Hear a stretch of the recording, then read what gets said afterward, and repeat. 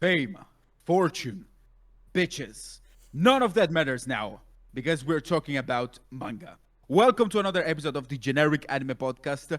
With me are the Cheese Man, the Consumer Man, and the Speedy Man. Before we jump into this video, I want to ask you guys how we all been doing. Doing pretty good. Good. Aside from a burst water pipe at the neighbors. Bad leak through a kitchen wall. I completely forgot about that. We were talking about that before the episode started. Yeah. I'm living off of a high of a comment I got on one of my videos being called Gaunt's son, so...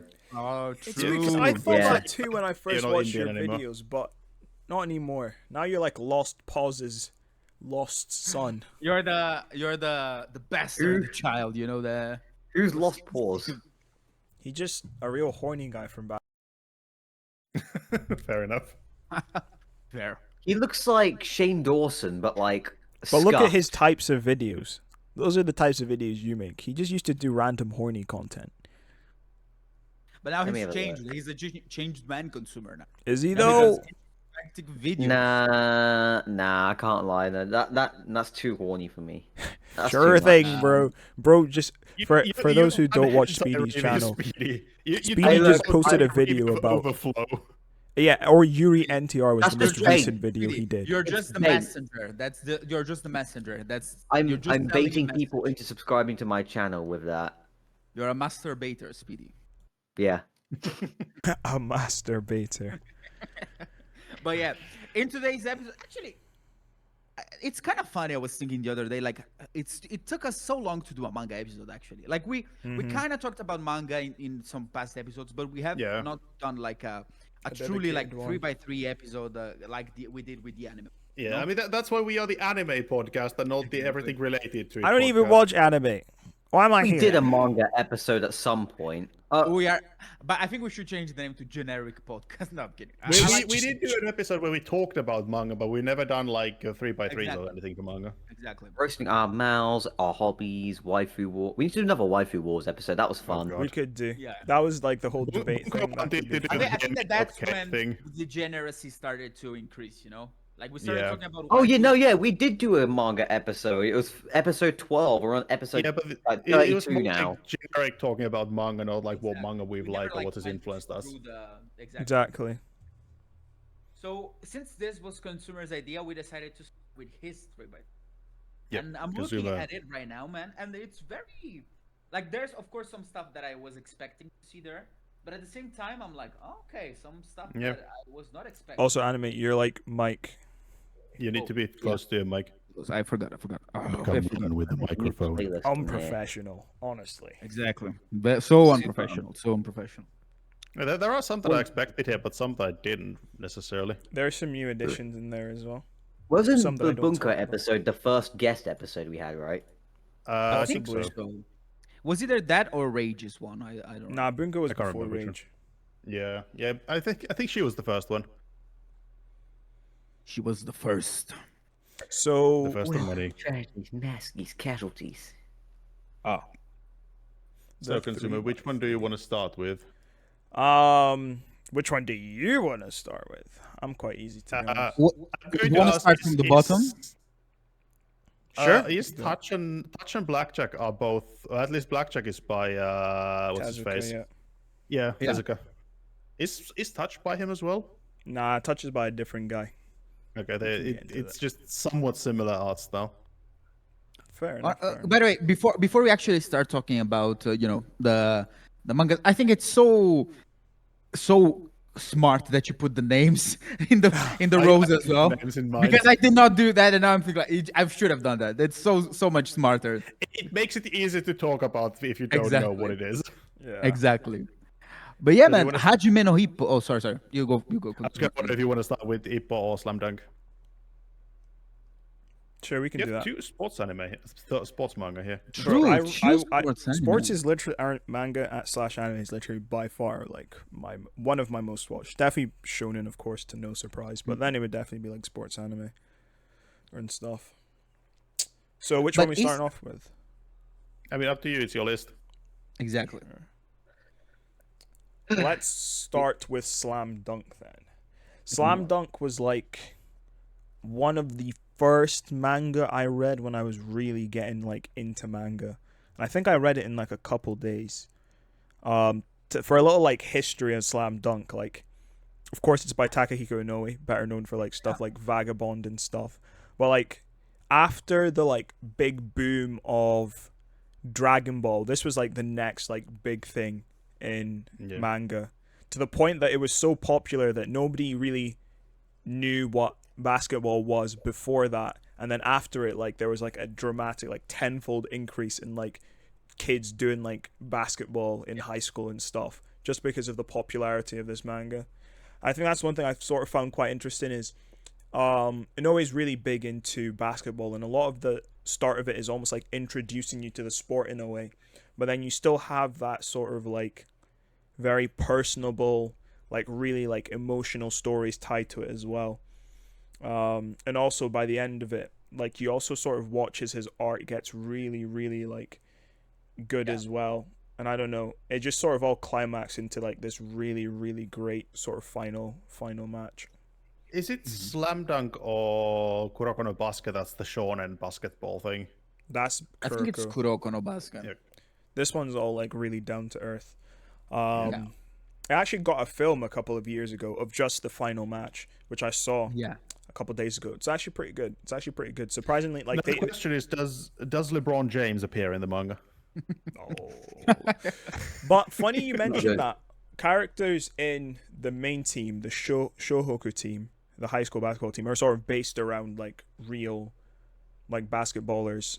Like specifically like Chicago Bulls, like Michael Jordan's team, and the main character Hanamichi, who's on there, is based on a guy called Dennis Rodman. Okay. That's something that's actually quite interesting about it, is like the main character actually is he's notoriously awful at basketball. Like he only joined the club to like hit on a girl because a girl was a manager, and then he learns to like love the basketball as it goes on. But his whole thing is like he thinks he's a prodigy, and all he can do is just jump really high. And every time they pass him the ball to shoot, he just misses. Like even into the final match, like he's just canonically just an absolute idiot. I think that's just short-haired kid from another sports-related thing. Yeah.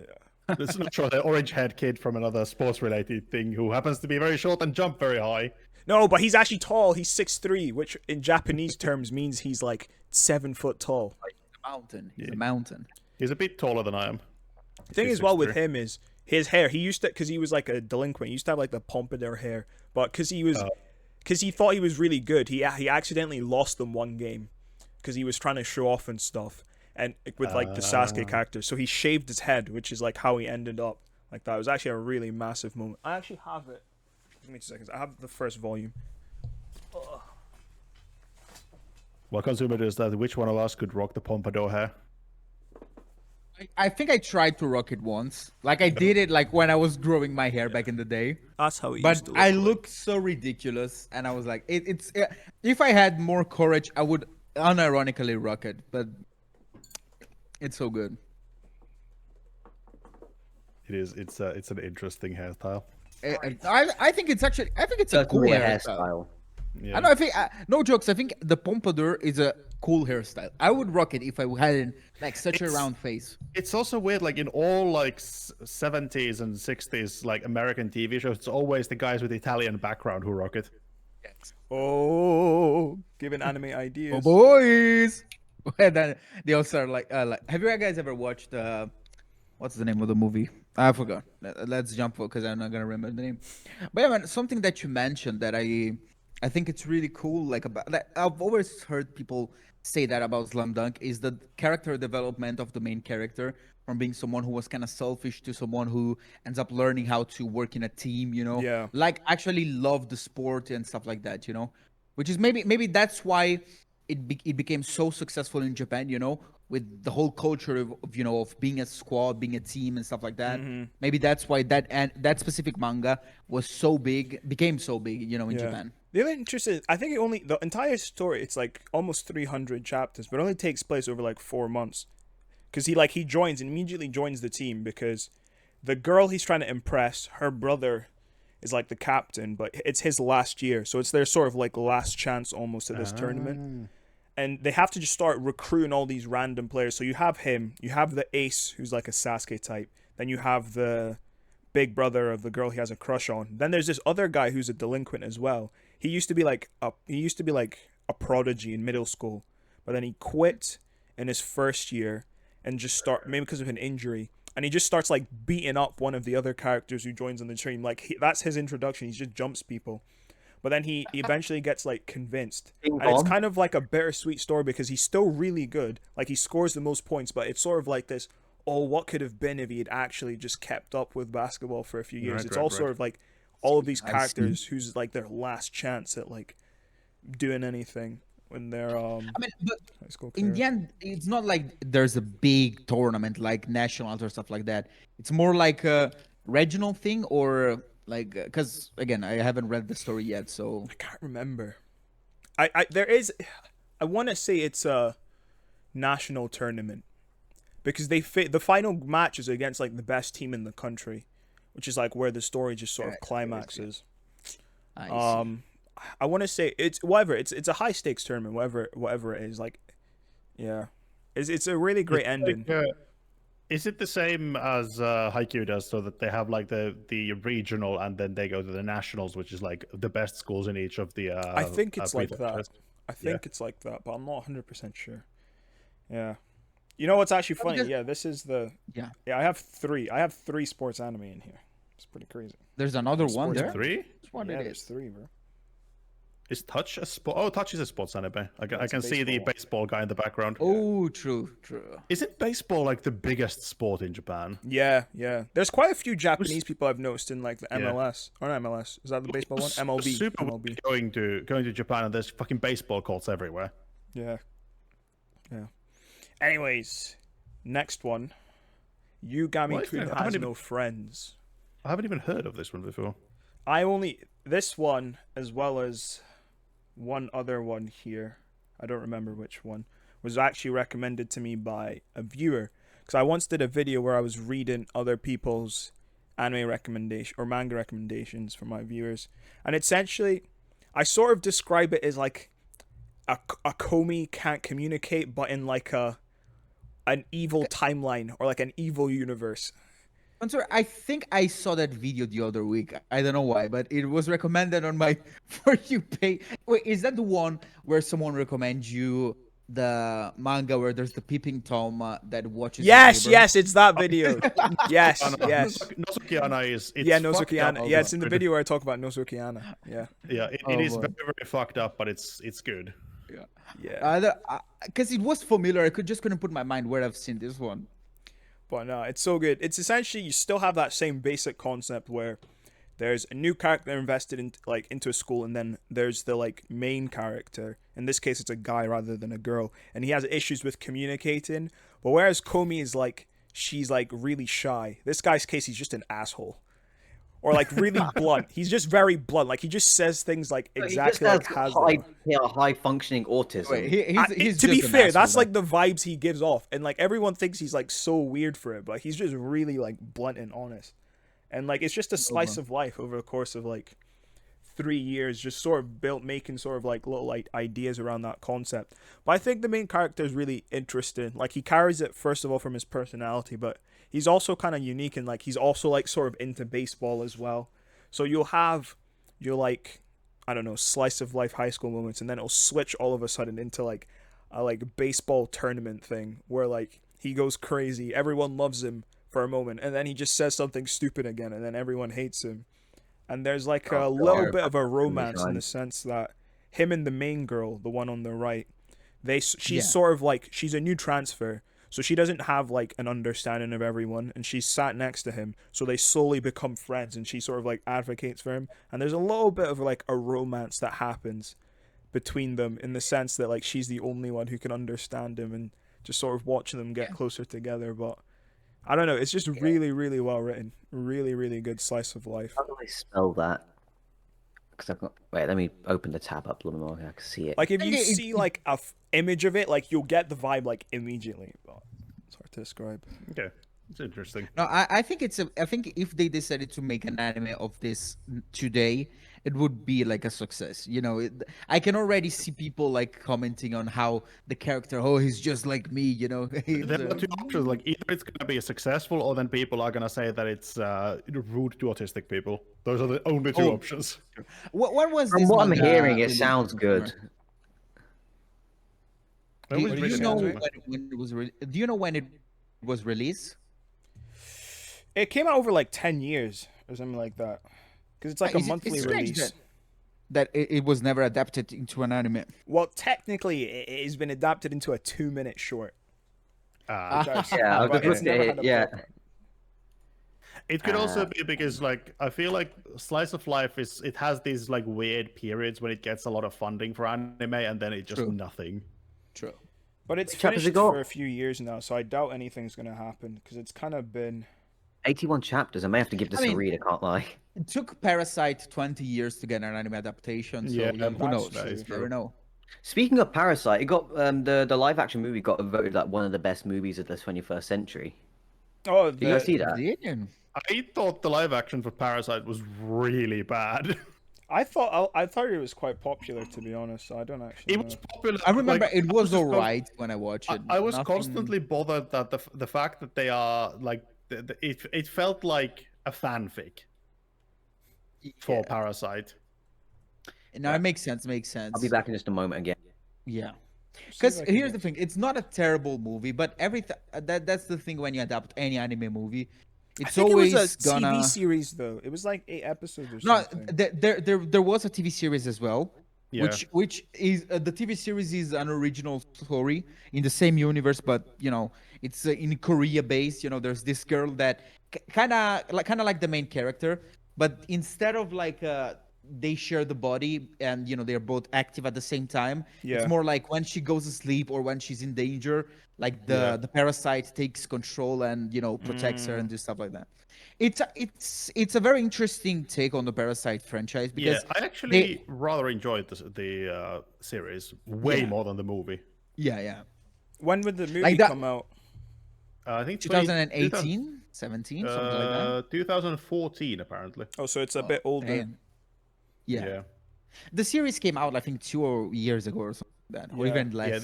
Yeah, the movie very much struggles from the fact that CGI 11 years ago wasn't great. Exactly. Oh boy. Fair. But yeah, then I mean, there's it's had not as bad as the fucking Dragon Ball live action, but No, it bro, that was wasn't horrendous. great. I still have nightmares when I look at that Piccolo. Or though. have you seen the Attack on Titan live action? That is I've seen it, fucking I've seen it. dreadful. Terrible. It's so bad. Like I kind of get it in a certain point because they didn't know the full story at the time, so they kind of had to Yeah. improvise certain But points. it's like, But at the you same don't even time- get halfway through the movie where it just completely derails from the story of Exactly. the manga. It's I don't know. I think Attack on the movie of Attack on Titan suffered from the sudden success of the series.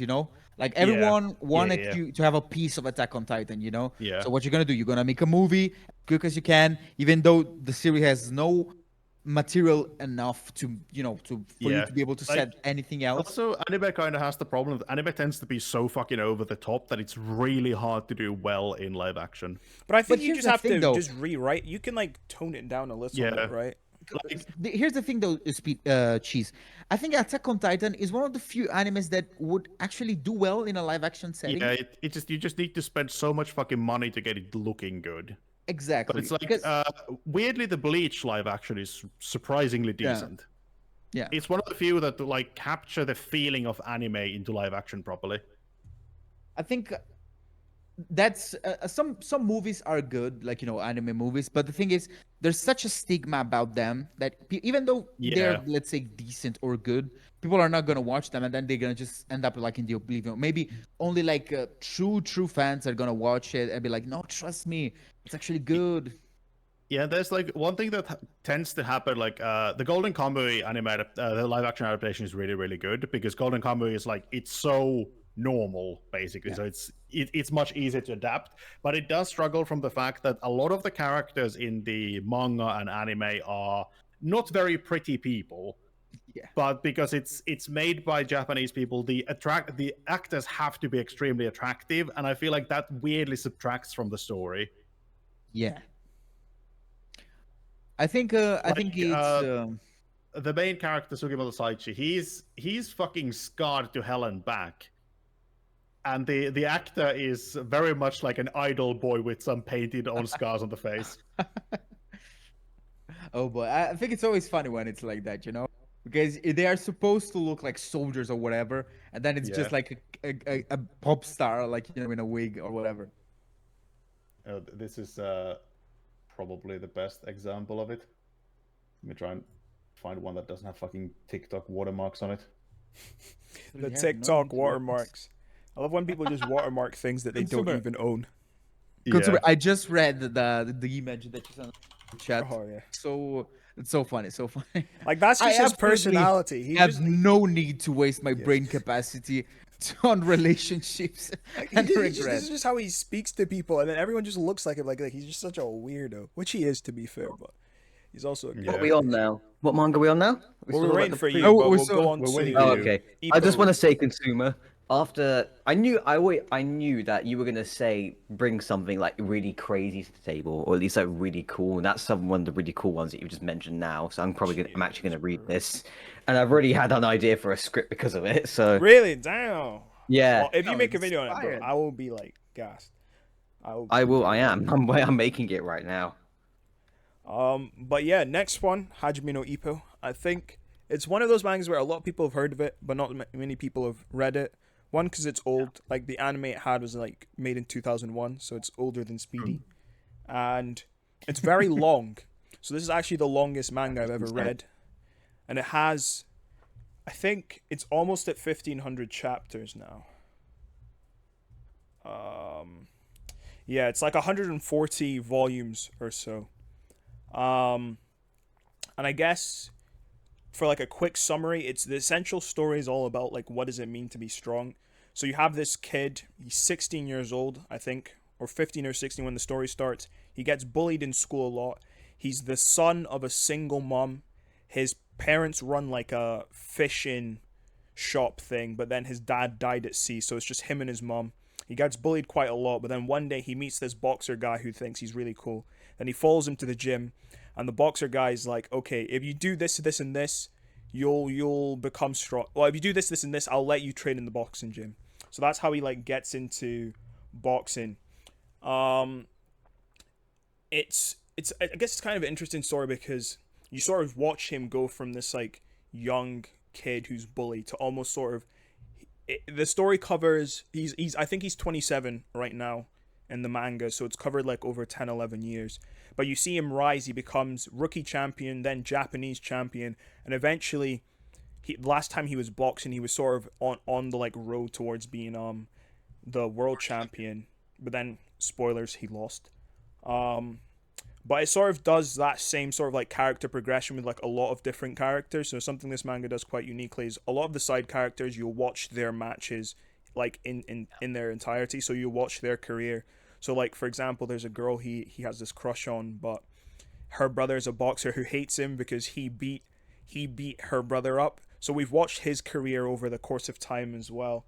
But I guess the main thing at the heart of it is like, what does it mean to be strong? So for him, it starts off being like, I don't want to be bullied anymore. And then it sort of becomes like him trying to like deal with like the fact that his dad died, and his dad was the image of like strength in his head. So he's trying to understand like, what does it mean to be like a man or whatever. But I think sort of similar to Slam Dunk, like it's that main character is like the best thing for me. First, like, what does it mean to be strong? But also like, he's sort of like is it like I don't know. Someone described him as the Japanese, like the perfect Japanese man. Like he's very mild mannered, but he's really strong because like he works in his like mom's like boat shop. Like he'll get up at like 6 a.m. help her like carry all her stuff, and builds up strength that way. I don't know. I don't know. It's really cool. It's really really cool. Yeah. Yeah. Isn't Hajime no Ippo like really old as well? Like it's been It's older than going on like JoJo's, yeah. Yeah, they made like I think they still make like relatively recently. They made more, not the manga, but like more Hajime no Ippo stuff because it's super Yeah. fucking popular. Isn't Yeah, there a it's game really of it as popular. No, well? it's 1989, pretty so sure it's probably there's about as old as JoJo's. Yeah.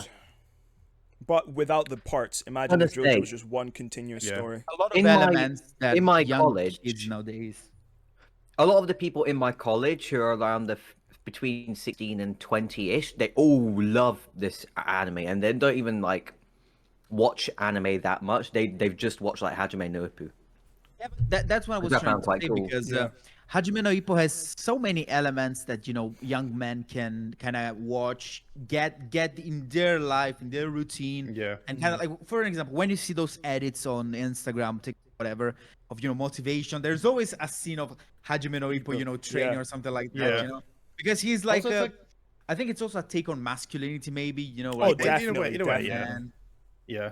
There's also like when I said that they make stuff really recently, the most recent, for example, Hajime no Ippo game was from 2020. Yeah. Just crazy. So, 'Cause, yeah. it came out in 1989. Yeah. I think Hajime no Ippo is one of those timeless stories, like you can just be Oh, whatever for age sure. you pick it, you rate it, and you enjoy it. It's a really cool story, but I guess the thing is like because it's not ending, and it doesn't look like it's gonna end anytime soon. So there are a few times, not major spoiler, but Ippo generally wins almost all of his matches with knockouts, but I think there's 3 times he's lost in the series, and the most recent time he lost, he's not done a boxing match since.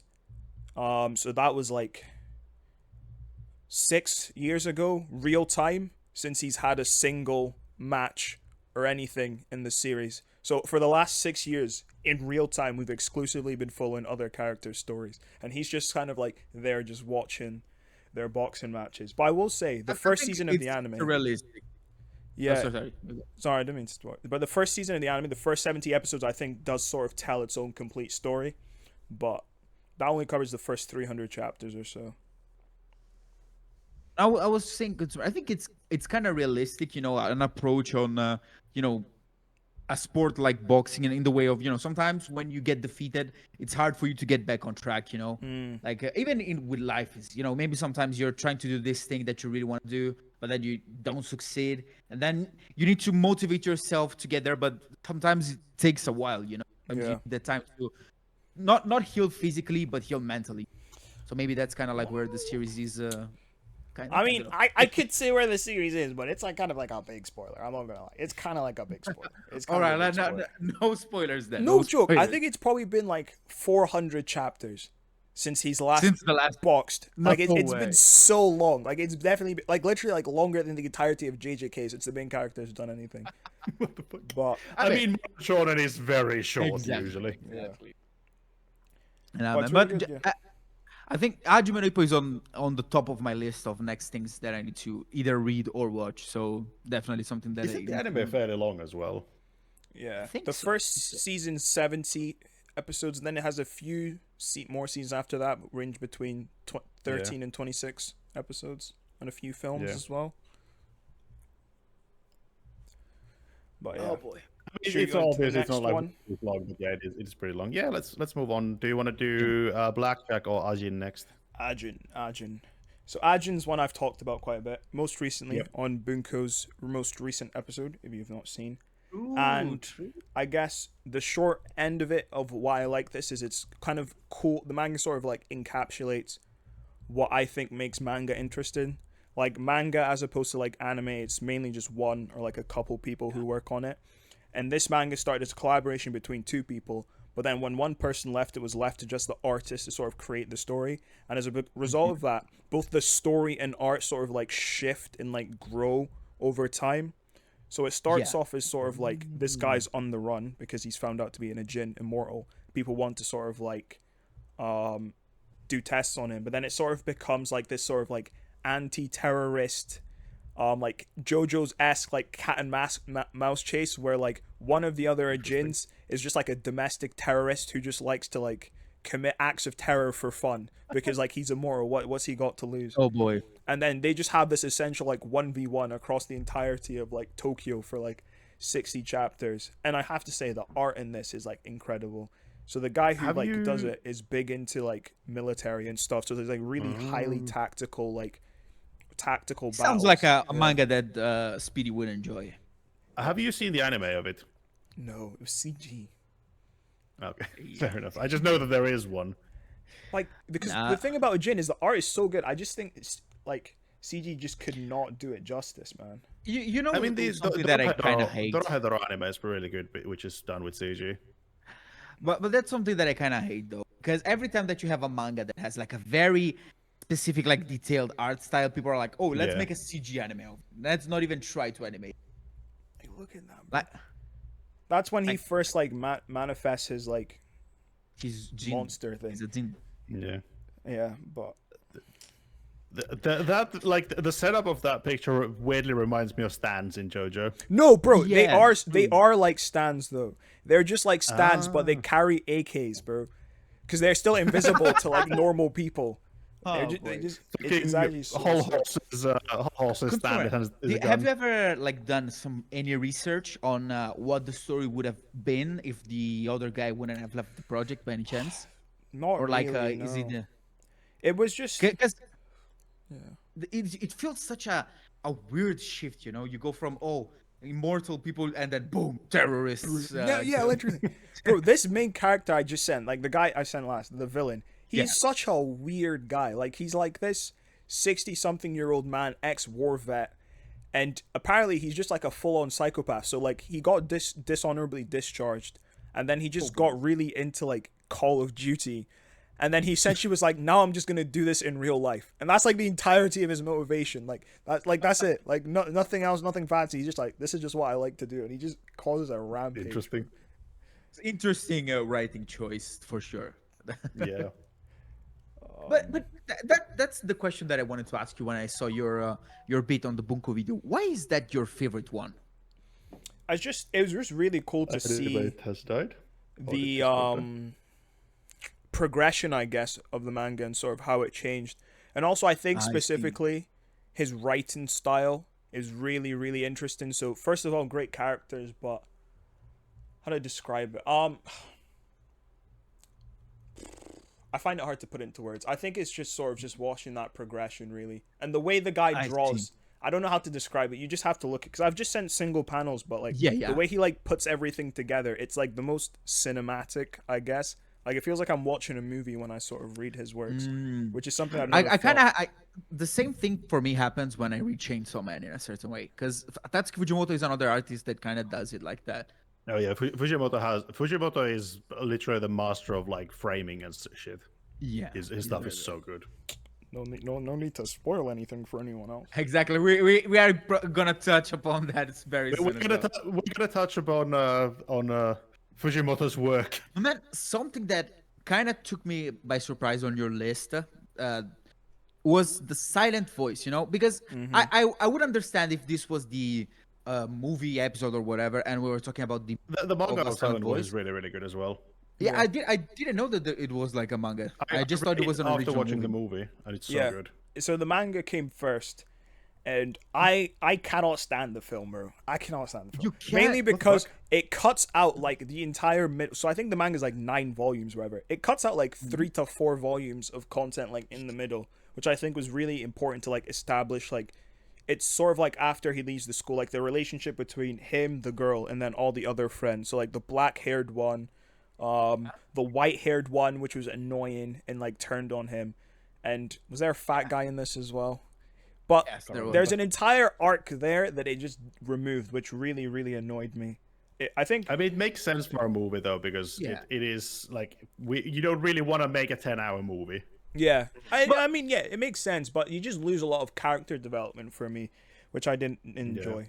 But I think it's funny because I remember watching the movie and I didn't thought of that, you know, character development lacking or anything. Like I think honestly, It's A Silent the- Voice is probably my favorite, or it's either my favorite, my second favorite anime time. Yeah, I feel like So with the it's, movie, it's like it doesn't lack in character development, but it's more focused on the 2 main characters. Yes, rather. It exactly. lacks the like broader approach that the manga has. Ah, okay. I would okay. definitely I might need to recommend check it reading the out. manga, because I think that's probably the better way to do it, to seeing Mm-hmm. the film first, because the film does justice to the scenes like it does do. It's very like faithful, I feel, but Yeah. you'll probably get more out of the manga than you do the film. I Did see. you read the manga before seeing the movie, or? Yeah, Or I vice read versa. the Okay, manga yeah. first.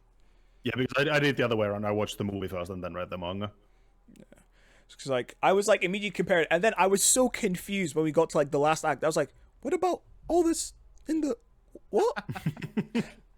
Yeah, but yeah, I think this movie is one of those movies that cry watching it with time. It's so good, so emotional. Such a good such a sad but good message, you know? Like I agree. What do you think I- about the fact that they got together at the end, him and the girl? I'm kind of you know, in the middle because I like it, you know, when people it was bound to happen, you know, like you Yeah. introduce them as kids or whatever, but at the same time I don't think that every story that you have like friends in that situation needs to end in a relationship, you know. Yeah, Sometimes that's what I the felt. friendship is better. Like I liked them as friends better than when, you know, of course the moment was they were building up that moment at the end, you know. Yeah, but I had such a good time watching him like actually try to become a friend of hers, like with no Yeah. secret meanings or anything. He was just genuinely trying to become like, you know, a friend, you know, and that's something that I like. That's a very interesting thing, consumer, because I think certain stories don't need a romance. I think that this one could have worked without, but at the same time, it's not like it ruined it. you Yeah, know? yeah, for sure. I think that's what I thought as well. It's like I didn't need to be there, but yeah, I wouldn't have said it ruined it or anything. No. Exactly.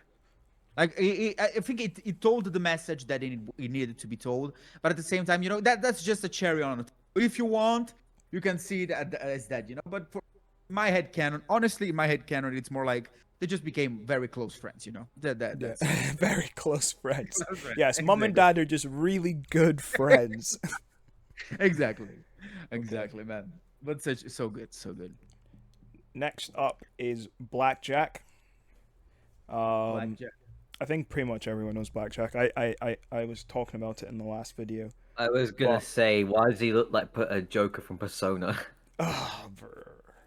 Wait, consider, This- just so I can, you know, get an idea, because I have an idea what the plot of Blackjack is, but I just want you to confirm it to me, okay? Because like I'm trying to remember your video, okay? Is it about this doctor that he's so good, but he decides who he wants to spend his time with, and you know he's very, you know, egocentrical. He's kind of like in the middle. You know, he's not neither good or bad, right? Am I right? Now, after me describing the series like that, doesn't Blackjack remind you of Doctor House? No. Okay. There's one key difference. Doctor Okay. House is licensed. Blackjack isn't. So he Oh, has no okay. license. Okay. So he often ends up like I guess Blackjack as well. Like sometimes literally just works for criminals. Like it's not even like a black thing. Like see. he will like the mafia will or some like evil regime will be like, we need you now. But I think the cool thing about Blackjack is just it's very diverse and it's often like more like a human story rather than a medicine one. So it's more so like how does medicine play in people's lives rather than like the medicine or treating a condition itself. Like in House, I feel like it's more like, ooh, let's figure out what exactly has gone wrong with this person so we can solve it. Whereas Oh, in geez. Yeah. Whereas in like Blackjack, it's more so about let's understand this person's life in the context of them being like ill. Like there's one about this like painter or no, this writer who's trying to write a story or the final chapter of his book, but he says he just can't understand the feeling of what the main character feels as he's about to face off, and he's because the guy's walking into like a trap where he knows he's going to die, but he's like, I can't understand how this guy would feel. But then the writer has like terminal illness, and it's only like as he's on his deathbed and he's dying, and he's like, okay, now I know what he would feel. Like it's more sort of like that. These people's lives in the context of them being ill. There we go. I'm back. My power went out. Yeah, I was Oh. scared for a second. Thought the thing We didn't broke saw again. you on the chair. Was this a new camera angle? No, my power went out, and my router doesn't like it when if it like forcibly shuts down. Fair. Would you say that Blackjack is your favorite? I always forgot his.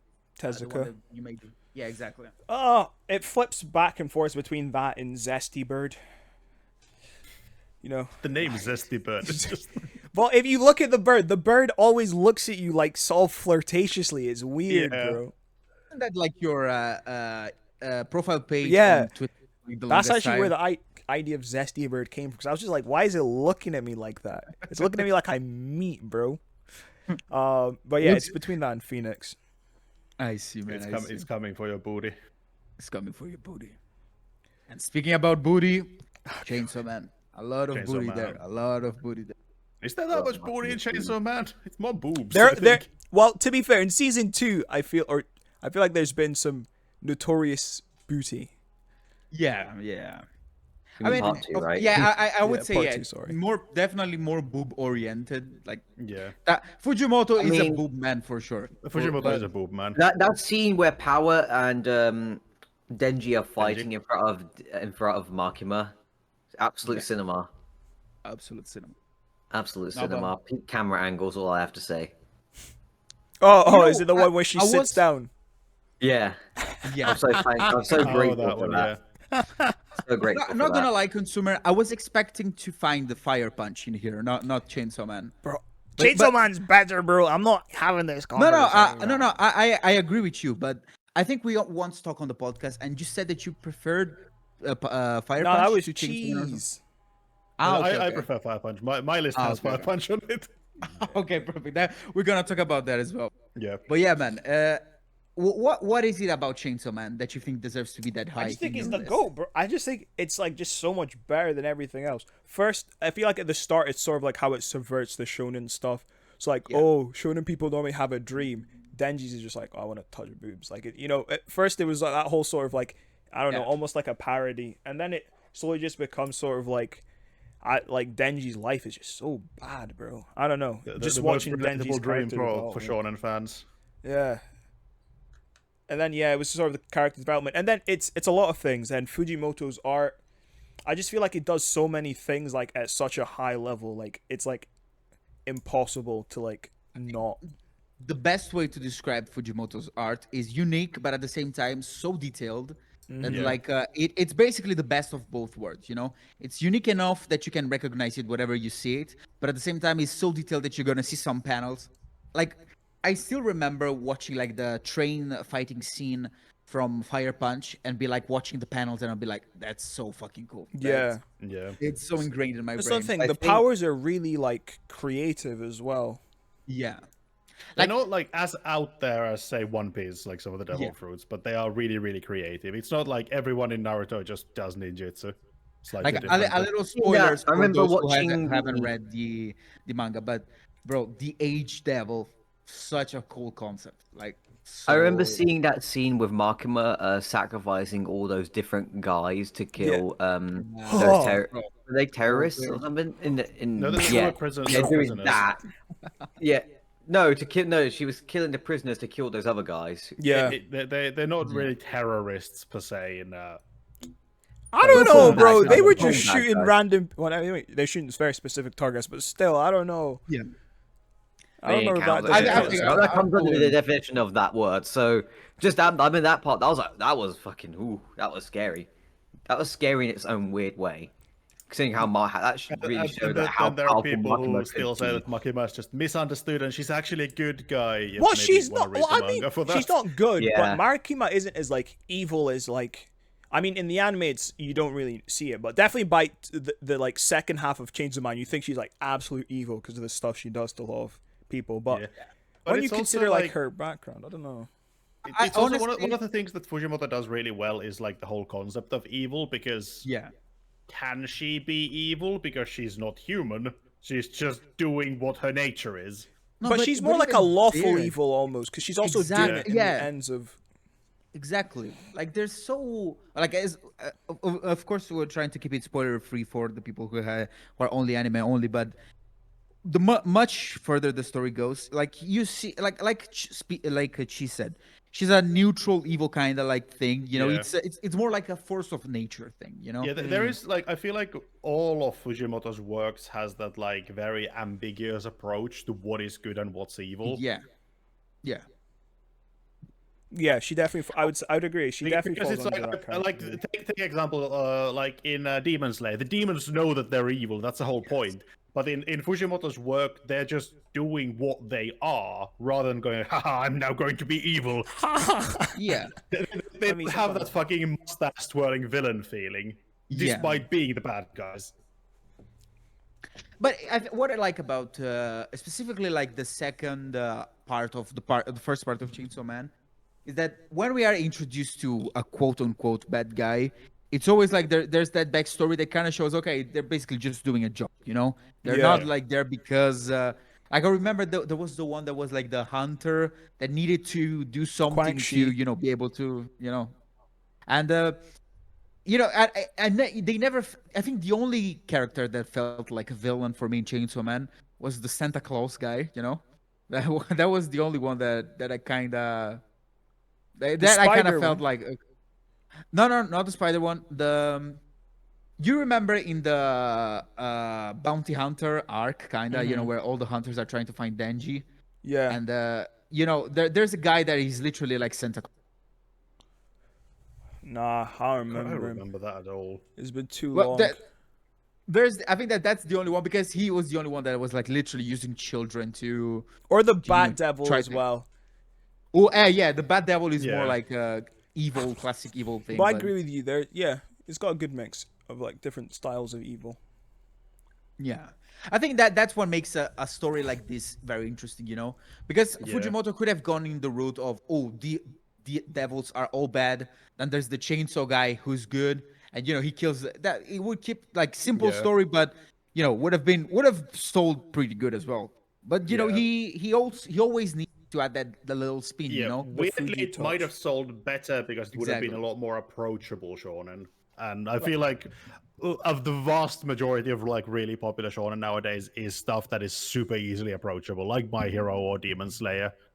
Like I think that when we're gonna get the movie of Chainsaw Man and the seasons after that, there's gonna be a drop in people watching it because it's gonna take it's not gonna be as people expected. For example, like you said, it's Yeah. not gonna be like as straightforward as Demon Slayer.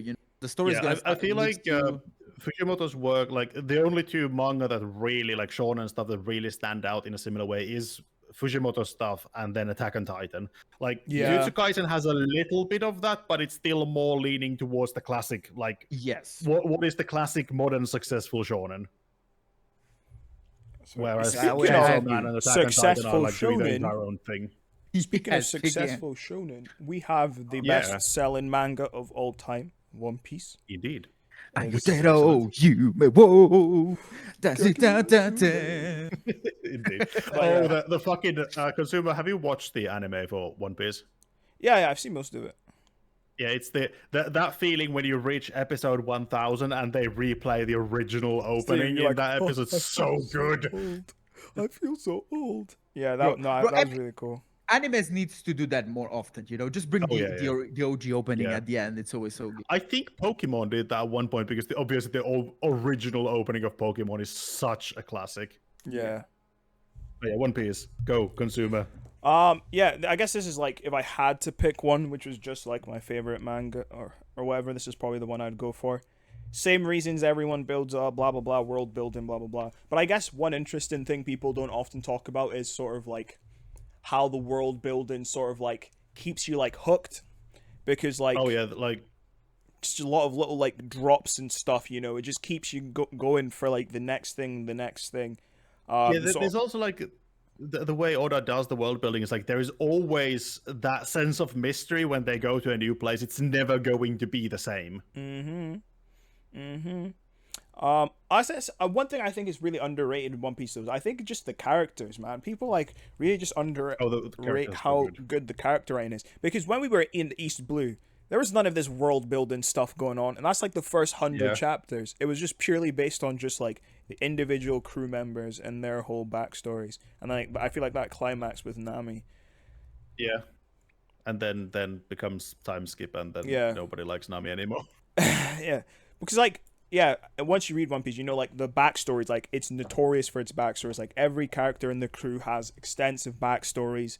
Yeah. There's always a backstory tied to the history of an island whenever you get there, and notable characters. Even in where we are right now, we're seeing one about the old king of Elbaf.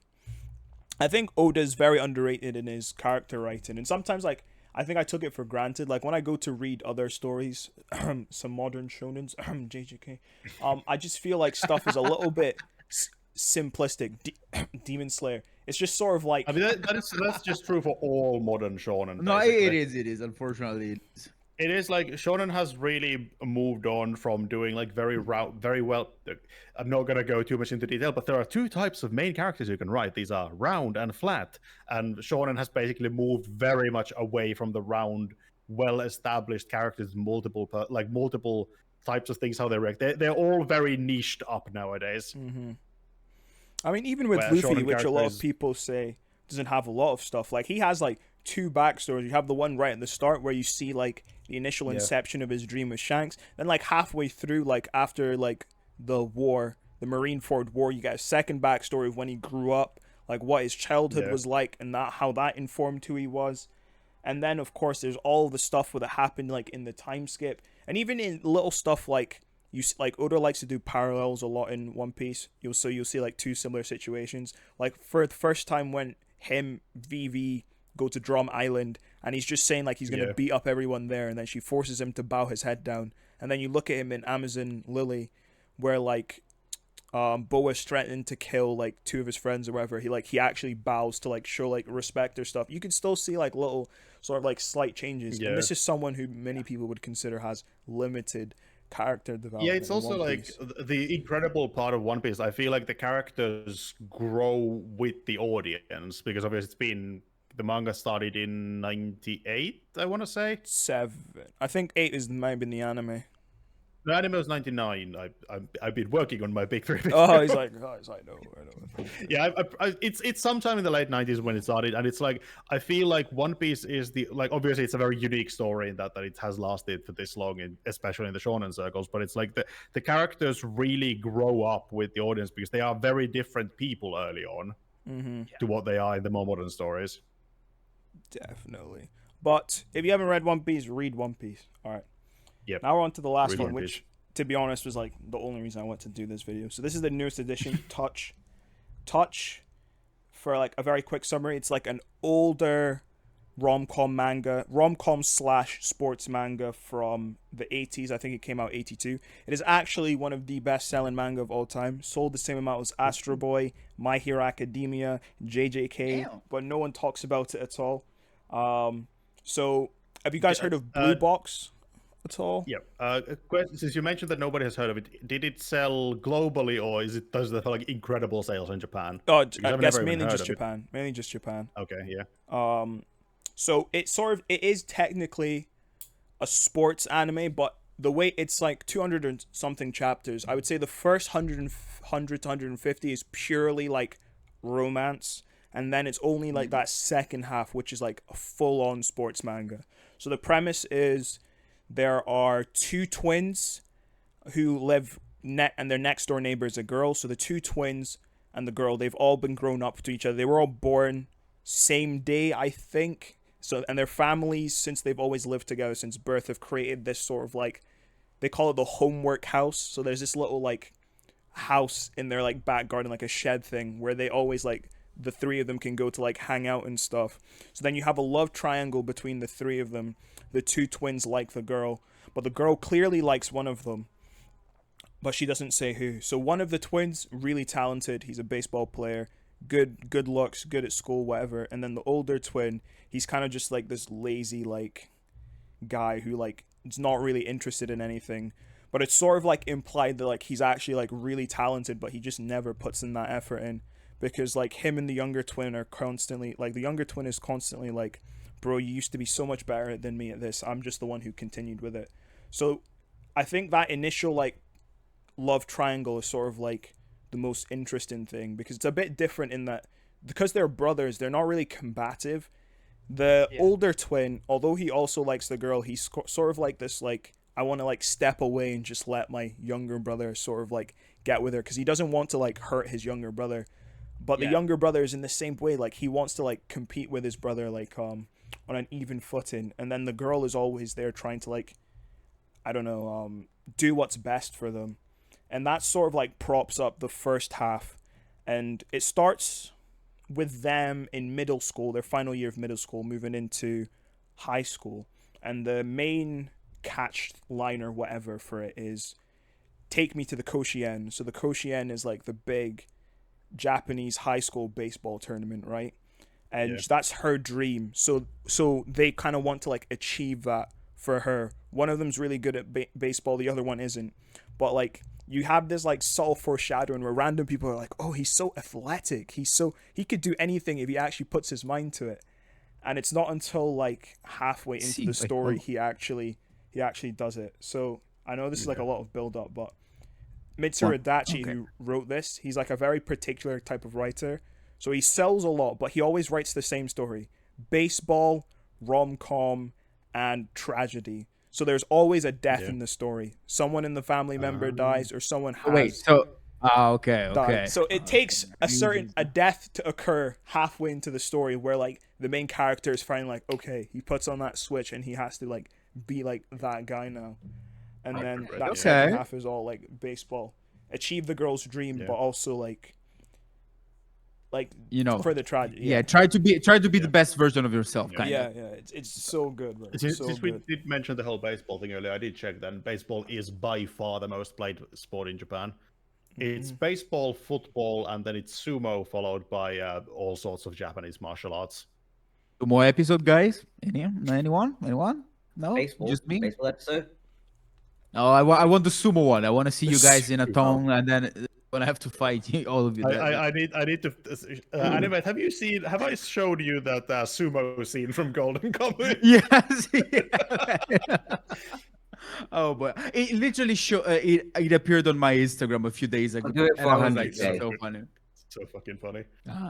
Man, I think that story is very interesting, and I definitely need to check that out, consumer. It feels like something that I would actually like. Actually, I feel weird that feels like the plot of a movie. Like it's so. Has I think the standard structure of exactly. Like there's a specific standard structure of drama from like the 1870s, and most stuff like it's a very specific order of when things happen, and it also has the like big drama in the middle where somebody dies.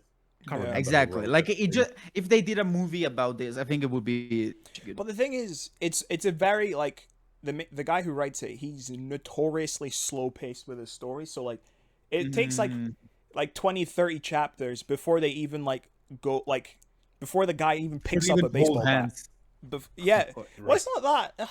Their relationship is kind of there because she already like likes someone, like it's pretty obvious, but it's more so like it's almost a slice of life, I guess, at a point. Like it's very like character driven, like you just live in their life, see like what sort of comes up, and then like learn a bit more about the characters as it goes on. Right. He's a very like naturalistic storyteller in that he does a lot of scenes where like he does no dialogue. Like characters will just look at each other and you're meant to like infer what they think. Yeah. Or a lot of like panels where it's just like the environment. Like he doesn't like use dialogue much at all. Yeah.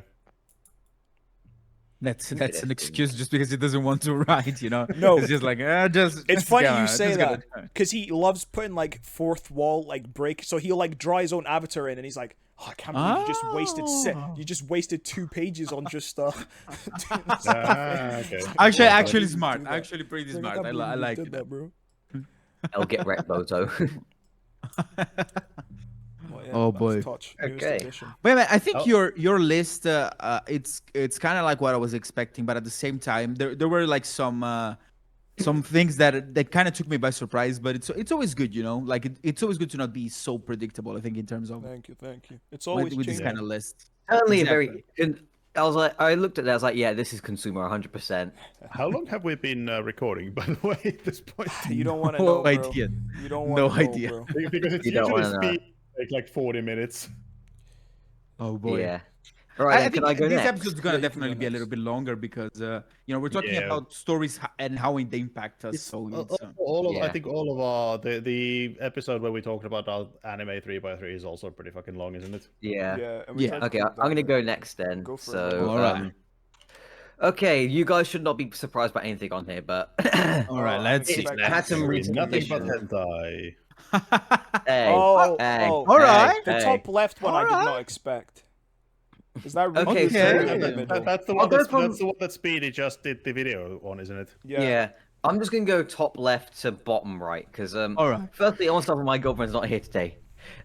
So obviously I was catching up on a lot of Trash Taste, and Yeah. obviously Garnt mentioned that. Oh yeah, I got the boys to read this manga that has actually make domestic girlfriends seem like a tea party. I was like, wait, you're telling me you can make domestic girlfriends seem like a tea party and still be a real like a anime normal manga without it being a hentai? I'm like, okay then, I bet. Is domestic girlfriend? I'm isn't also even going to that say, bad. Speedy, that It's a thing bit of a most fraud. certainly from the clips you put up did look like H anime, bro. Yeah, that ain't no manga. That's hentai. I actually had put a lot of I sent him a lot of like different panels that I wanted in the video. He used none of them. Oh, Okay, so no, it was- he used some of them, but I think he went for using more of the raunchy Very ones for explicit obvious ones. reasons. Yeah, Very yeah. explicit. But to And be fair, like, those are the ones that calls the attention when you're watching yeah, the video. So, because obviously the manga itself has some really fucking brilliant art throughout a lot of the scenes. They are Yeah. just so good. So many panels, they are so good, and no, not because the Hunga Bungas are drawn amazingly, and then it's just the so many. badonkatons. No, we The know why Badonkas. Speedy likes it. I would say They are some the very great character scenes. models did look quite cool. Like even from the way like she drew Yeah. faces and stuff, it looked pretty. Exactly. Yeah, that was the first thing that stood out to me. Is like, well, firstly, just the art is just simply amazing, and just the way it becomes a car crash so quickly as well was actually like a shock to me, and it's just like it was constantly throwing out like random unexpected moves at me, like oh. They're gonna do this. They do something completely different, then it folds back upon itself to do that again. It's so unpredictable. The manga, it's actually like constantly unpredictable. That's what the best way I can describe the manga. Just constantly being What would you unpredictable. say is the maybe like the main message of manga, or at least the main thing that you took up? What would you say? Besides porn, because there, like I remember watching your video and looking at like the kind of like the background of all these characters. You have the main character who feels neglected by her girlfriend, and then you have like the second girl who she has problems at home. Like there's definitely some interesting setups. Yeah. Just like I was just curious to see like what would you say is like the what's it building up to? That's kind of. I don't know what it's building up to. Obviously, I'm still reading it at the moment, and it was It's just like a battle peaceful royale, man. You period. just kill the next person, or just bang the next person. kill the bro. kill the next person. It Move becomes a on. murder mystery when Oh, they find right. him. I thought it was ended. My bad. I thought the manga was It's already still- ended. It's still relatively ongoing. new. It's still ongoing. All right, my bad, Dylan. Like for about a few chapters, it was like peaceful, like nothing bad was happening, and I thought, okay, this is not right. This can't be happening. Then boom, and then suddenly it became unpeaceful again. I was like, holy shit, okay, I can't believe she just did that. That's insane. Oh boy, that's why cheaters are always bad. That's what. That's Yeah. why they always. I think it's more of like knowing exact. It's like I said in the video that the relationship that she has with Nanase is the one that she needs, but the one that she has with Fuko is the one that she wants. It's the one that she wants with Nanase, but she can't get that from Nanase. So she has to export it's her more- emotions. Maybe it's something Yeah. about like the search for attention. Maybe Yeah. that's you 'Cause you obviously want she wants a want lot the of- attention, but you're not getting it there. So what are you gonna do? You're gonna get it from someone that you're gonna. Yeah. Honestly, it's every single page is every single turn of the page has genuinely shocked me in some different way that I didn't think it would. That's really how I could describe it. It's just constantly shocking. And it's a lot. That's probably that manga is the first time in a while that I've had a manga genuinely suck me and genuinely want to read more of Genuinely it suck me. constantly. Just really suck me. Shut up, you. Poor choice of words.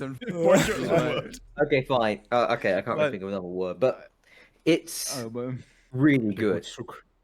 I think something that it's also cool about it is that you don't see that many anime like mangas that touch upon an LGBT character, stuff like that. It's rare. It happens sometimes. It is still kind of a taboo in Japan. Exactly. So to see a story that is openly about Yeah. that, it's cool to see that sometimes. It is more common that it is stuff like the sumo scene in Exactly. Golden Kamuy, where it is implied that something's happening. We all know Between a that group it of happens. large, We burly, all know it muscular happens. men. That day, and that was Exactly. not a lot of things you want to know about. That's was why we do certainly- the sumo episode. It was a very interesting manga. Let's just say that. Yeah. Honestly, I would say read it. It is so good. And then Just send the 6 there's a digits, mo- bro. What? Nothing. It's under 6 digits. I think it doesn't even have that many chapters yet. I think it's like 50 something. I think it has like 9 volumes out at the moment, and one volume, I 9 think, or another chapter volumes? just released. What Like, are they doing for 9 volumes, bro? I think, yeah, there was a lot of those scenes in there, but there was a lot, a lot of It's that. cool to make a joke, but I'm not gonna do that. There was a full chapter of it at least. 1 volume for every inch. Well, I just said, okay, that was a great chapter. The next chapter just full on straight in, no introduction, no nothing, just straight into that. I was like, damn, that's crazy. Was it written by a man or a woman? Woman. part, but the manga Really? skipped it for me this time. Yeah, Damn. I'm pretty sure the author is a woman. Let me double check. Maybe it's actually Kyoko, a even- biography. the first name Could doesn't be. imply Could it because it's Kyoko. Yeah. Yoko Ono. All of her Definitely other her- works as well. All of the author's other works are all following the same sort of theme with Cheating? girls. She wrote "Whisper Me a Love Song." What's that? I've never even heard of it. It's another Yuri that I think it actually got it got an anime last season, or one of the seasons. When did it drop? It was April 2024. The anime dropped. From what I can say, that they go under the name of Kyoko Iwami, but it's still unclear if they're a woman, man or a woman. That's from a quick Google search. She wrote "Bloom Into You" as well. Wait, Haven't heard of no, that wait. one either. Oh wait, no, wait. Bloom She didn't Into write that one. Oh no, yeah, she did write "Bloom Into You." Yeah.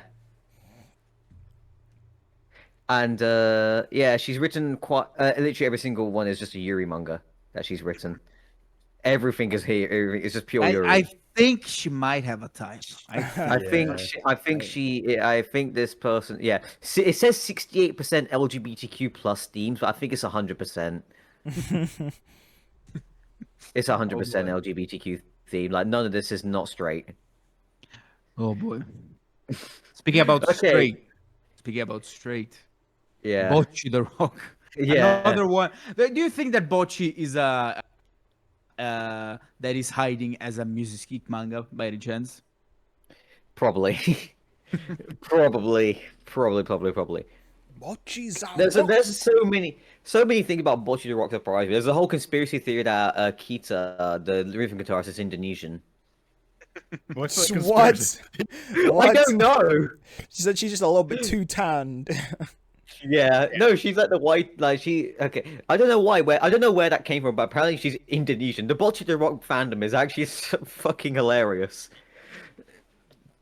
But And did welcome you to read the manga before or after watching the anime? Yes, so when I heard about the anime getting released, me and my friend from South Africa were on a call. We were looking at the next season. Is that what's coming out? Is that oh, there's one here called Bocchi the Rock. I'm like, oh, the Bocchi Rock sounds like could be some. Sounds like it could be some be things fire. going on here.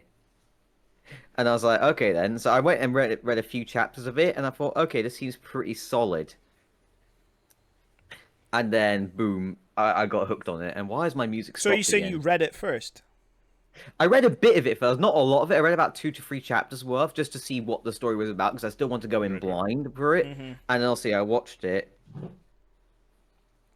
I'm quite curious because, of course, Bocce, I feel like part of why it blew up was like its production value, right? How does that compare That, to and I'd also say like probably the biggest thing that made the anime blow up is how relatable Bocce is with the whole social Yes, anxiety. exactly. Because I feel it's a far more relatable kind of anxiety than Comic-Con communicate. Yeah. Are you sure? I Because think- I don't know. Doesn't she just turn into Godzilla, bro?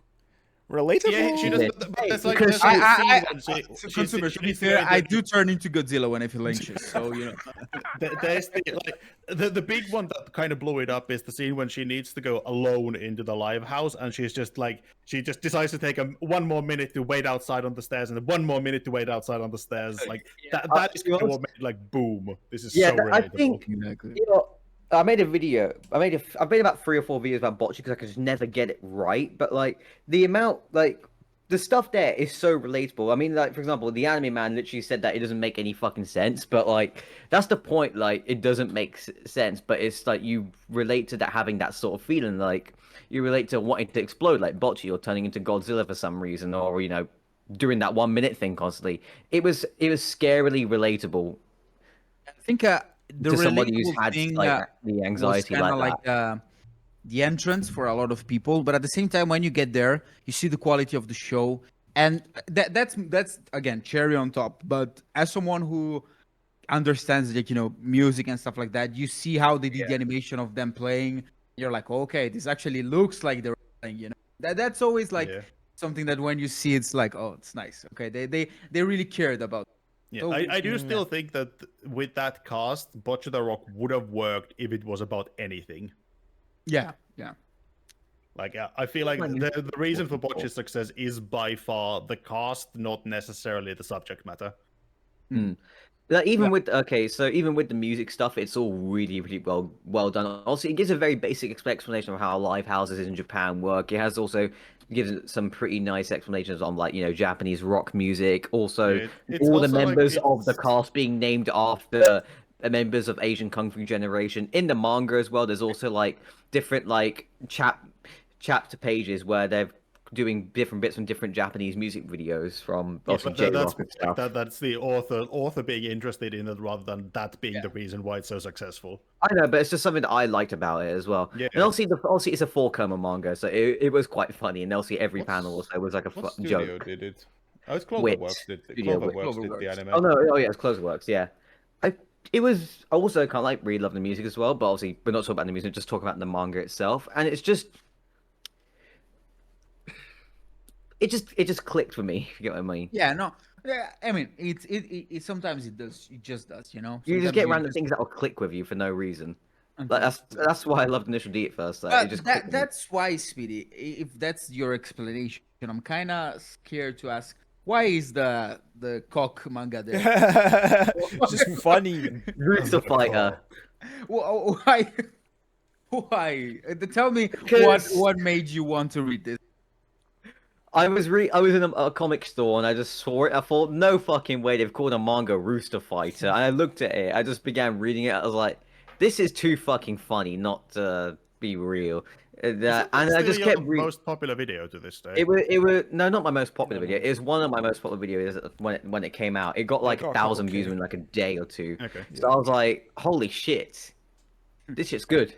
And it wasn't even like a great video, like in terms of editing, but like it was still. I think it was just I just scored lucky with the subject matter. I mean, I remember seeing a lot of memes about this manga. Isn't that like, getting an anime? I believe it is. I'm pretty sure Bro, they now announced it that's like going to be last peak. summer. yeah, it's gonna be peak. I remember I- seeing the manga where he finds out that he's getting cheated on. Yeah, by it got a girl. it dropped. They dropped the trailer at Comic Con last Yeah, year. yeah. Last summer was the announcement. It's done by Adult Swim, I think. Made sense. Adults. Oh, for fuck's sake! Adult Swim would make an anime about it. The first comment is the chicken didn't cross the road, he destroyed it.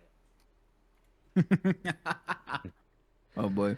I just like constantly like obviously I've watched quite a few different shonen anime. I've read a few different shonen manga before, like just the basic ones, not really deep into shonen like other people. But like, it's just like you see all these funny tropes, like the one edgy character that wants revenge that on people who killed his entire village. You get these all these other different characters, and you just think, yeah, it it's just so it was just funny. It's like the Konosuba of shonen, in my opinion. I actually had a look at the studio that's making the anime, and I have never even heard of these guys. Nor have I heard. I've heard of one show they have done, What show was that? Aslan Senki. Oh, I've Apparently never they heard did of that Initial show. That D. one. Oh, It's- okay. It's a studio called Sanzigen. Like their stuff is relatively well rated, but I've just never heard of any of this. Safe to say that Rooster Fighter is gonna be the anime of the year. It's gonna be No doubt, definitely, It's unless we're gonna have a third or fourth season of what's the name of that thing? I just Solo hope it doesn't leveling. end up. Solo leveling. Of 7-Eleven. Oh, then it's Solo gonna have leveling, the, solo leveling. it's gonna have the bad time of being released at the same time as second season of Tanya the Evil or something. Exactly. Unfortunately, it's gonna be like that. Well, people can watch more than one, sure. Yeah, but if you yeah. seasons, there's always the one. Exactly. Like I think part of the reason why it didn't do as good is because it was released at the same time as Dan, or like very Yeah. close, you know.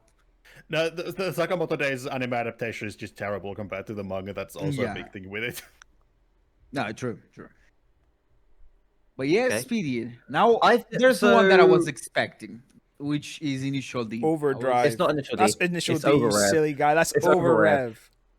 Wait, it's not. Bruh, Hey, it's not. Initial D. Is not here. Poser! Poser! No I way. thought, well, I've no talked about way. Initial D before, and like, to be honest, I liked the anime more than I liked the manga for Initial D.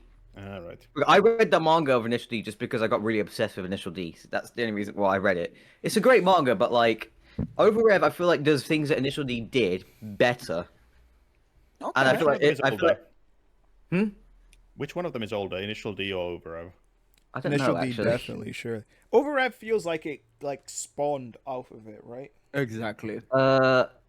1996 is Overrev. What? I think initially was 1995. Yeah, 1995. I didn't Yeah. realize So Overrev it's So, yeah, inspired Overrev by- complete then. Initially did spawn like I think it's like Waga Midnight 2 and obviously Overrev and a few other different ones like Is Overrev Special like Stage finished as well. though? Yeah, Overrev's finished. So I Oh, just I thought it was that's ongoing. no. I think all these racing animes are actually like finished. Hey, boy. I mean, there's so much story that you can tell, you know, about the sport. Yeah. So is makes sense that I they are think- already over. Overrev is actually more of a mature story in comparison to Initial D. It focuses on a lot more like mature aspects like relationships and things like that rather than just cars. And I think it was meant more for female audiences, I guess, with the more obviously female characters being most. Well, actually, I always predominantly in the think car. if an anime has a So you- full but cast of female still- characters, it's aimed at guys, bro. It's Yes, guys, yes. yeah, It is meant to absolutely. be aimed at women, but I think it's Absolutely. definitely had an opposite Like, effect. look, fucking Free. Free is Free, and like Yuri on Ice definitely aimed at women. Yeah. It's the entire cast is Exactly. men. Yeah. Now, the last time I read this was about a year ago, so like my memory's a bit shady on it. But I found myself really enjoying the story at the time, and it's definitely quite good. It has a lot more character development where the characters do feel more real than Initial D, because I feel like every single character initially has Asperger's or like high functioning autism with how they are written, because they're all just blunt with each other and not really like talking like real people most of the time. So, and every single character just goes on an autistic rant about race cars and stuff. But this one, it feels more realistic in terms of characters, and the racing scenes are also quite good. Obviously, the most unrealistic aspect of it is when the main character crashes the car into the ocean, and the character just gets a new car the next day. It's like, huh? I mean, if you're How if good you is have enough Japanese money. insurance? Yeah. Speedy, there are people who are not feeling well, like they feel anxious or depressed in the morning, so they just fly to the other side of the world for a few days. Yeah, I know. That's the You're type probably of this person way. that I aspire to be one day. Also, like, Also, Japan just like has- in the there's a scene in it which I found really funny was when the main character's taking a driving test, she ends up getting in a drifting battle with a delivery truck. It's like, yeah, this is clearly how you get your driving license in Japan. Just have a drift battle with a delivery truck. It's also It's Japan. got Japan has rich people, like very rich people. yeah. It's a lot. I found this one being a lot more funnier than Initial D, and also just having a much better like story wise so far than Initial D, and overall much better than in story wise initially. But Initial D is still like my favorite one out of the two. But it's better. It's like Metallica and Megadeth. Metallica's a great band. Megadeth is more technically proficient and better, but I still like Metallica. Technically speaking, that's the best show. But even though that's the case, you prefer initially. Yeah, it definitely has way more better elements to it. Also, as the story goes on, it gets more like deeper, like more like Also, deeper story elements. Also, apparently having sex anytime scenes in that it you as mix well. girls and cars, instant success. Like Yeah, every time that you do something like that. I found that there's actually a live action movie for it as well, but I can't. It's on YouTube as well. I just haven't watched it yet. What's that one on the middle, Speedy? Japan summons. Japan Summons. I've been trying to get Cheese to read it. Japan basically- Summons. I've read a bit Oh of it. yes, you did a video on this you as read well. it? Isekai with Wait, Chief, you read it? dragons and I've helicopters. read a bit of it. Okay, yeah, it was a very fun manga. I mean, and then again, it is quite dark as well. Like obviously stuff that happens in the Middle Ages with warfare and stuff like pillaging and things like that, and obviously the JSDF having to do their stuff to respond to these people.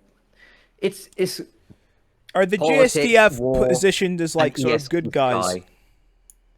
I mean, I guess you could say that they're good guys, and some people may feel them as bad guys. It depends, really. I just wonder in all these shows, especially like Gate and stuff, it's just all just military propaganda, bro. It basically It's is just also- military propaganda. The guy who wrote Gate is an ex-JSDF soldier as well. So he's just one step away from what do they call it? What's the one the military takes over a country? No, that's authoritarian, but it's Gate is Gate's more about the whole political side of how. Because But they make the JSDF military look good. Then when the military starts monitoring you 24/7, everybody be like, "Yay, that's just military! US. Yay, military!" I see what they're doing. It's kind of the thing with Gate is like the main point of that is because the JSDF is technically at the time they weren't allowed to operate outside of Japan, so it's more focused on the political side of it. This one's also it really does go into that political element with it, and doing all the other stuff as well. I feel like it is Gate, but it's Gate but darker. The dragons get shot down by a fighter jet.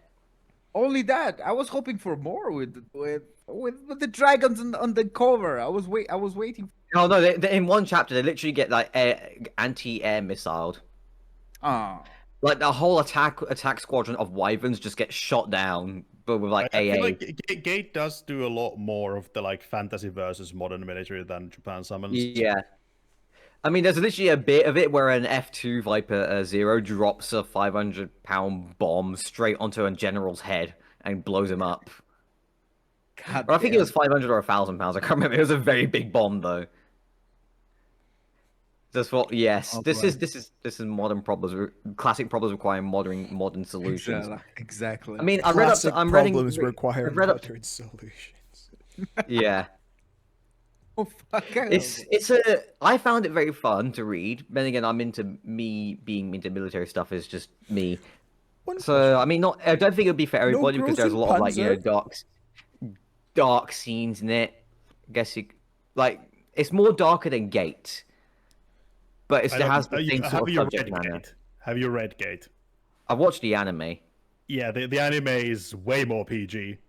Yeah, it's not PG at all. There's Yeah, the so- manga of Gate is way darker than the anime.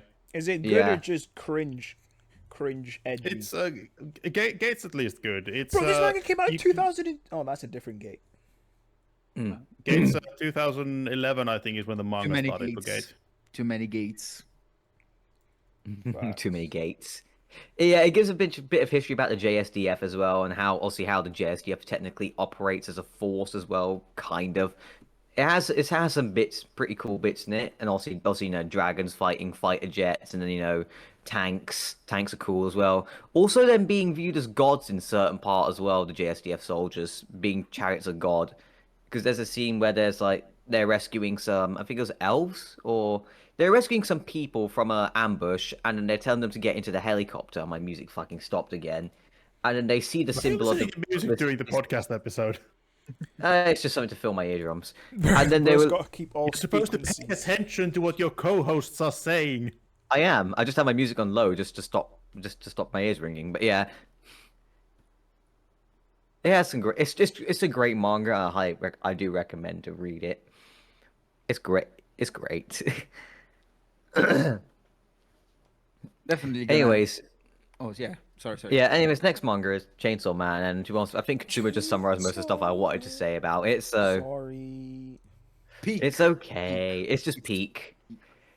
Once again, it's another one of those manga where I just read it. I'm like, oh, this is really good, and started Yeah, reading that's more. Okay, actually hold how on. I felt about it too. I'm like, yeah, True. this is really, really good. Have you read all of Chainsaw Man? I've only read up to finish part 1. I haven't touched part 2 Okay. yet. Guys, which serious question here right now? Okay, I need your attention for this one. Makima. Who is best girl in Chainsaw Man? See, I already Himeno. knew what question he was gonna ask, bro. Before he, I really like the Bomb Devil. Yeah. Oh yeah. I think Himeno was quite cool. I love Himeno if it's like someone like I have to like, but Makima because mommy. Booty. Yeah. Okay, I- the only booty girl in Chainsaw Man, though, so I will admit that. True. Even though Makima is kind of like one of you guys remember when we were goonification of certain characters. Like Yeah. Makima is victim of that as well. Oh, Like absolutely. in the manga, That's when she's we talk built about- like a normal girl, a normal adult. Yeah. But like in the fan arts, she's like caked up. to the max. There are some panels in the manga where her hips and Yeah, biceps yeah, are of course. bigger than in other scenes, though. Oh, of course, boys. But honestly, I was at first I was gonna say Makima, but I don't know. I've been rereading the Chainsaw Man part 1 and Power Man. I don't know. Power Power. smells, bro. Versus Power does Power not is- wash, bro. Yeah, but that's my dilemma. That's my dilemma. If Yeah. if it was Power, but she has a shower, okay. If it's Power without a shower, I then fucking it would- flush the toilet scene. exactly. Oh boy. I actually really found like lots of moments in Chainsaw Man like really funny, and I think obviously many people be like, oh yeah, the action's really great. Oh, these moments are really great. I found a lot of the slice of life elements being quite chill and quite funny actually. Yeah, I agree. Yeah. Like just the moments when they're like doing stuff like making the mega toast kind of thing. The mega I toast, like think- the cinnamon and everything. Syrup, I just found that really vanilla, funny. jam, Yes, tomato. I just find it funny. Another thing I find funny is just whenever they find a new mutant, they just give it to Aki, and he's like, "Yeah, go on, you're living with them now." I was like, "Huh?" Exactly. He just gets Yeah. no say in it. I found that really funny. But here's the thing though, Speedy. I think Say. all those slice of life moments they hit a lot harder compared to specific maybe Yeah. fight scene is because we know the backstory of Denji. So because Yeah, if it was another manga, yeah, funny, haha. If Him, it that's was the fucking first time. Tanjiro or what's his face from My Hero Academia, it's just like me. Yeah, exactly. Because for them it's normal, but for Denji, the idea of making a sandwich, gigantic, is Yeah. it's a dream compared to what he It's was also- living. It's the You know, first time he's Yeah, had a sandwich. exactly. Yeah. It has was so like, much more "Yes, weight. I want to have And he some even goes- bread with butter. Exactly. He even got his ball back from Pochita. Exactly. Yeah. Exactly. I Yeah. remember when the first episode came out and people said if Pochita's gonna die, they're gonna riot. It's like Exactly. Oh boy. Oh, if only they knew. I'd die for that stupid little orange dog. Well, even Is it a Asa. dog? Asa is another I great gave character. one of my friends yeah. a plush of Pochita. Oh, also, Makima. Oh, I've got a little I have some of Makima on those my- for like I can't remember what those called because I have a few of those for Disney characters because B originally bought them as toys for our cats and then she thought they were too cute. What are they called those like little? I don't know. My tube-like- friend bought it for me. for There's Japan, a I word think. for them, but I don't fucking remember. but what I it is. think they're called like Fuakos or something, or is that something else? Could be.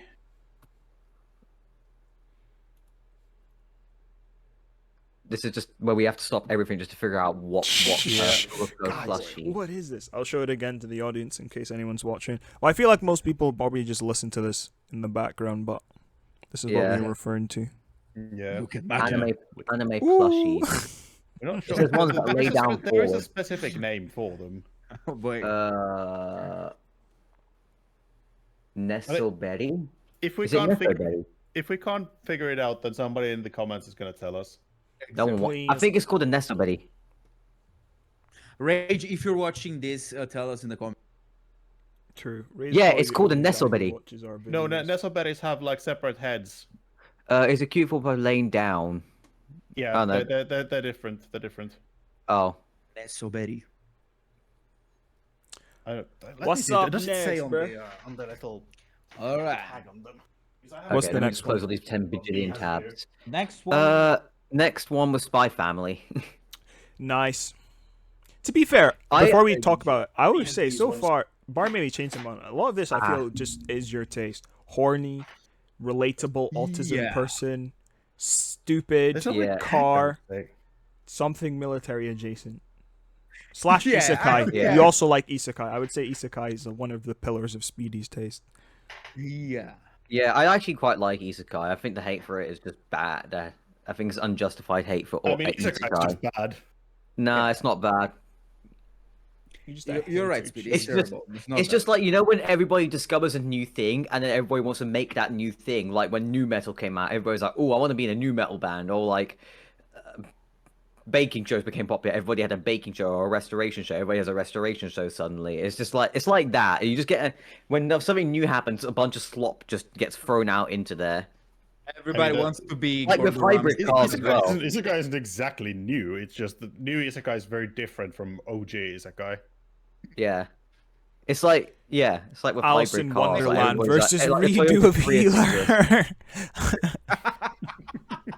Bruh, fuck you. Anyways, Spy Family. I was I don't know how I got introduced to it. I think it was probably a TikTok most likely. I just thought, wow, this seems like really cool. I like the film James Bond. I like spies. It seems quite cool. And it was just me being like, huh, this is kind of cool. I really like this manga, and I followed it for a good couple of years. Admittedly, I stopped reading around volume 12 probably. Volume 11, sorry. I haven't read it, kept up with it in a little while. Also, I watched the anime.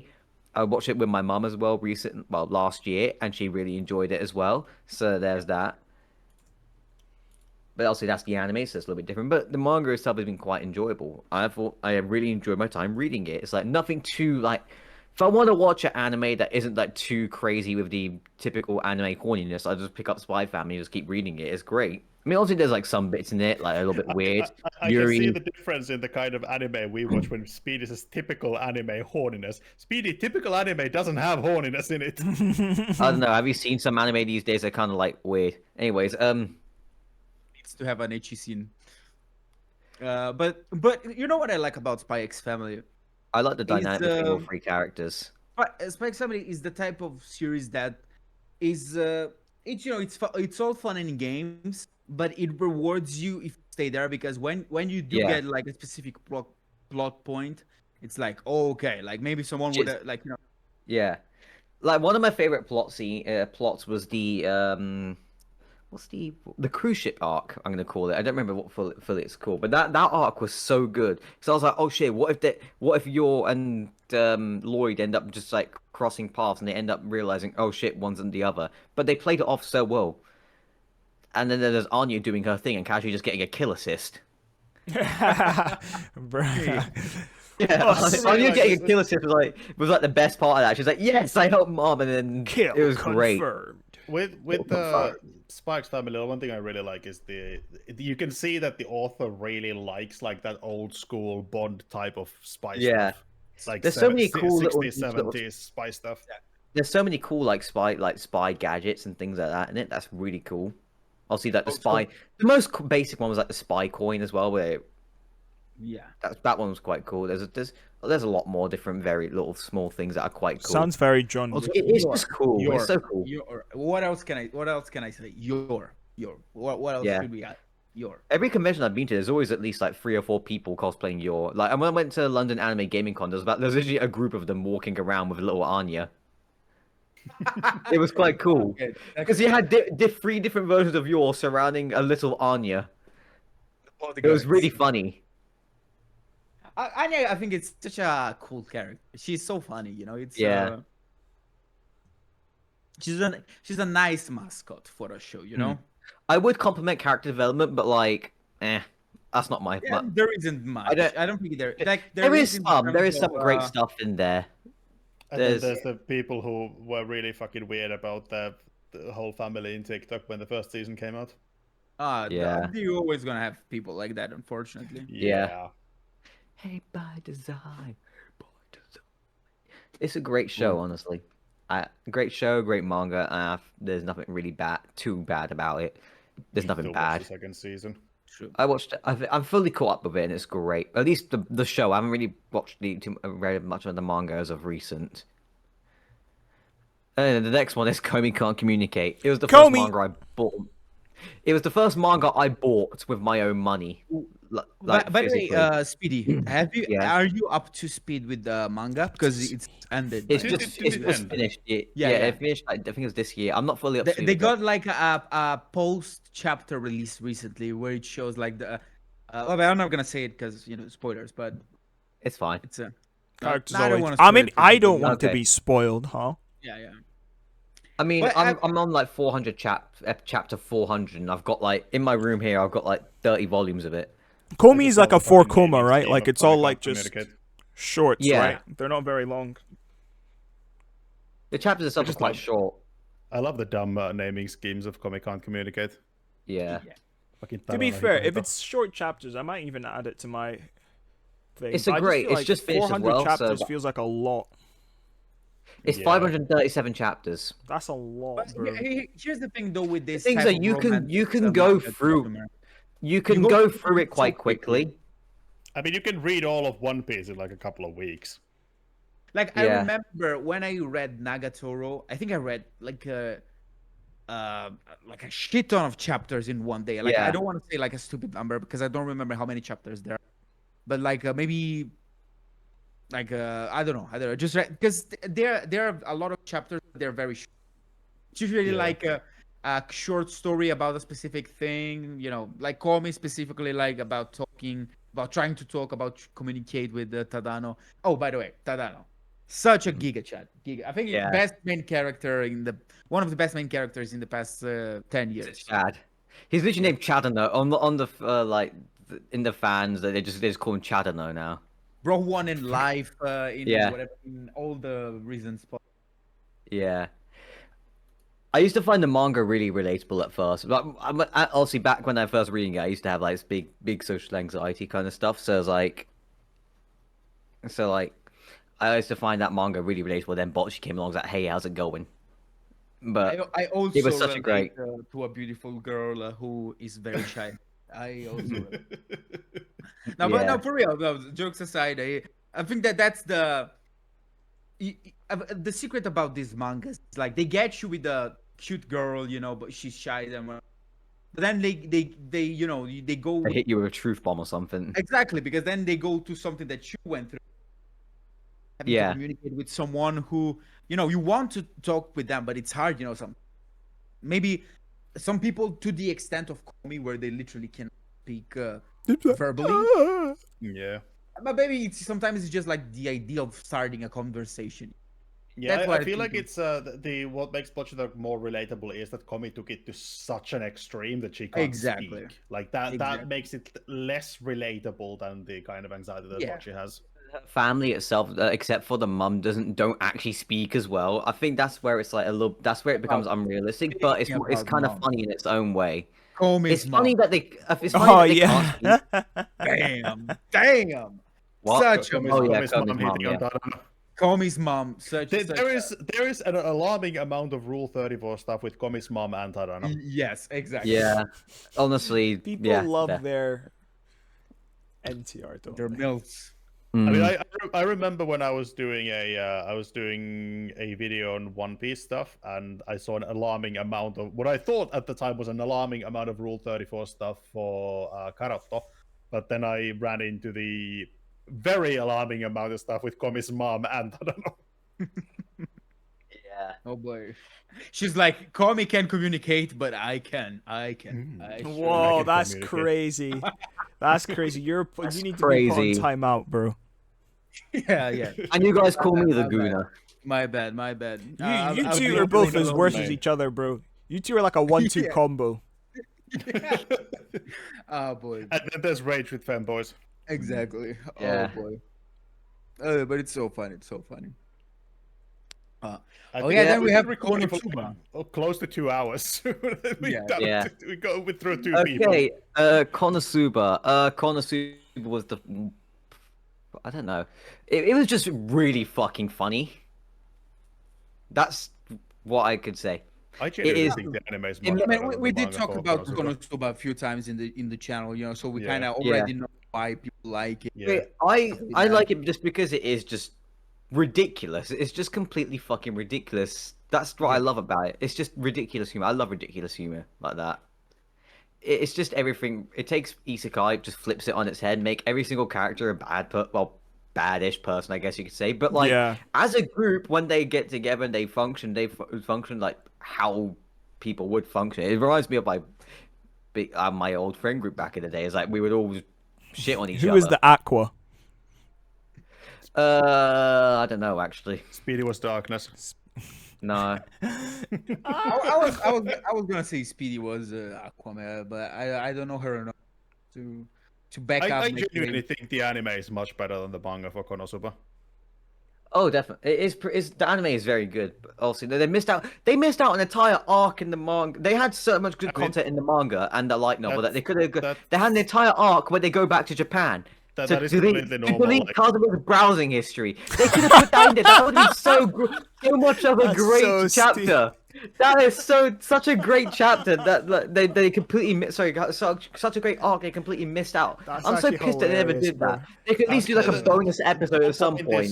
The whole point is that probably wouldn't have been like. I have a feeling that's probably not that well liked in Japan because modern isekai is very much the you never go back. But I feel like it's so stupid. Who cares? Yeah. Like, Konosuba just is. I think Sorry, the Axis cult stuff is so funny. That whole episode with the Axis cult, the whole like bit where they're in the Axis cult area, and they just keep trying to get Kazuma to join them. Them trying to get to join the Axis cult is so funny. It's like, oh, how do you spell your name? And then he just gives him a piece of paper. It's just the Axis cult. He just rips it in half in front of the girl. It's so funny. The girl is just so devastated. He's like, "Fuck you." It's so great. Oh boy.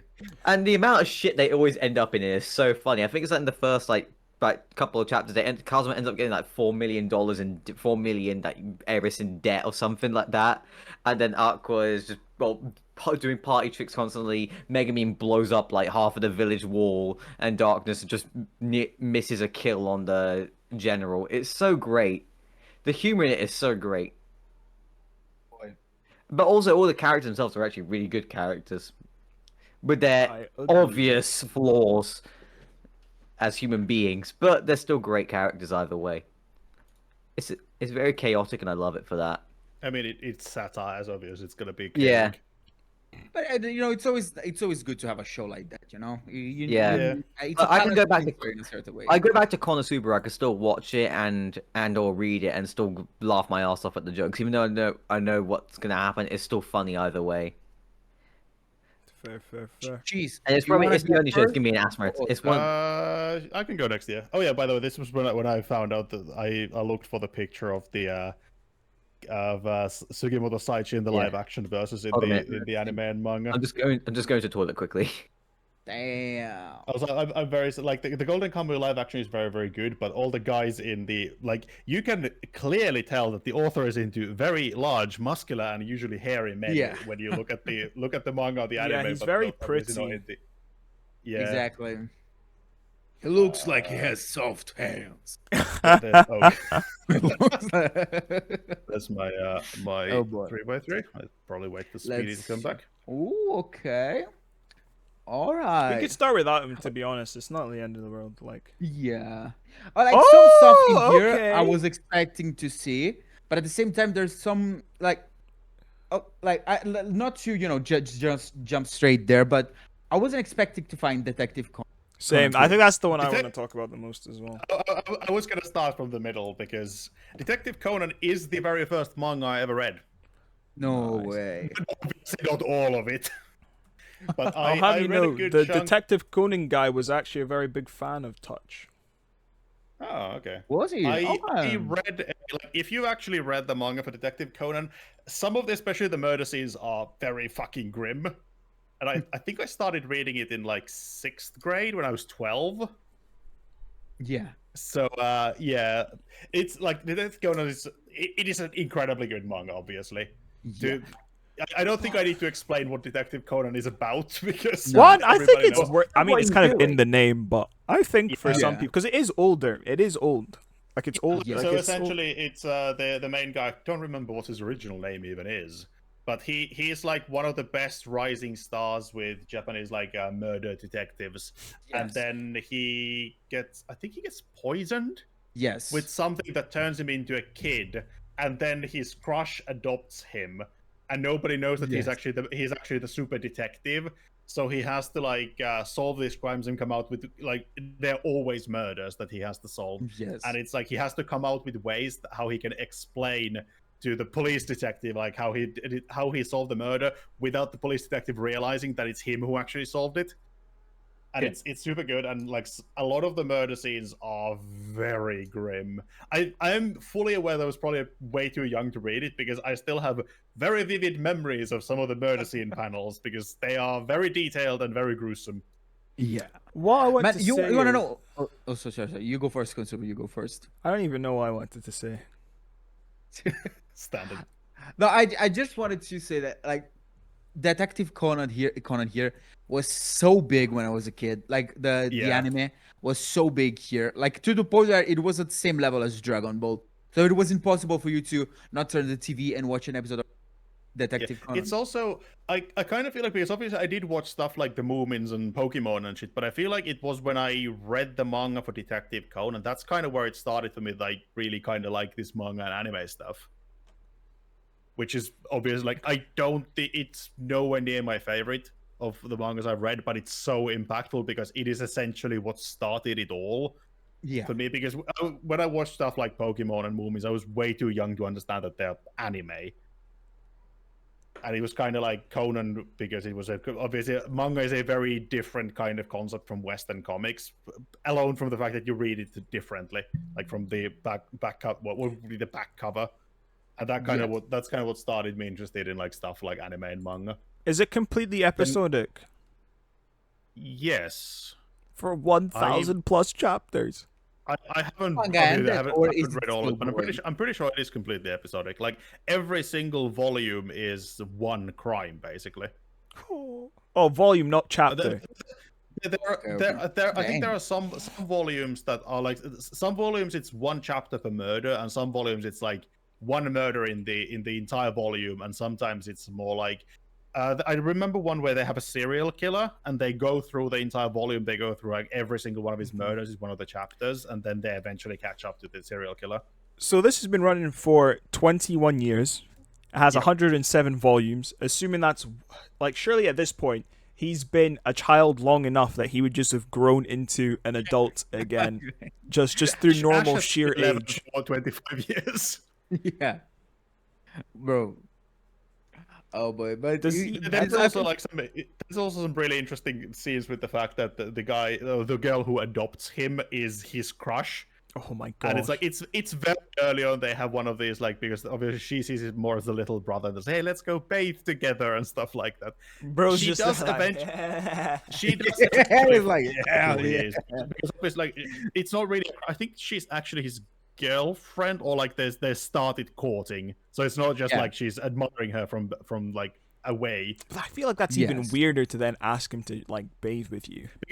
Because there's a thing where they like she doesn't know at that point obviously, but there's a scene when he's still in his adult form where like they have a conversation about this. There's a somebody died, somebody got murdered on a plane, where they were trying to figure out how the fuck did they get the murder weapon on the plane, and it's the brace on a bra, and he has to go and ask her, does her bra has braces, and then like examine the brace, like could it be used to murder someone? Because there's metal braces inside bra. Yeah, some yeah, bra. and they have like metal reinforcement.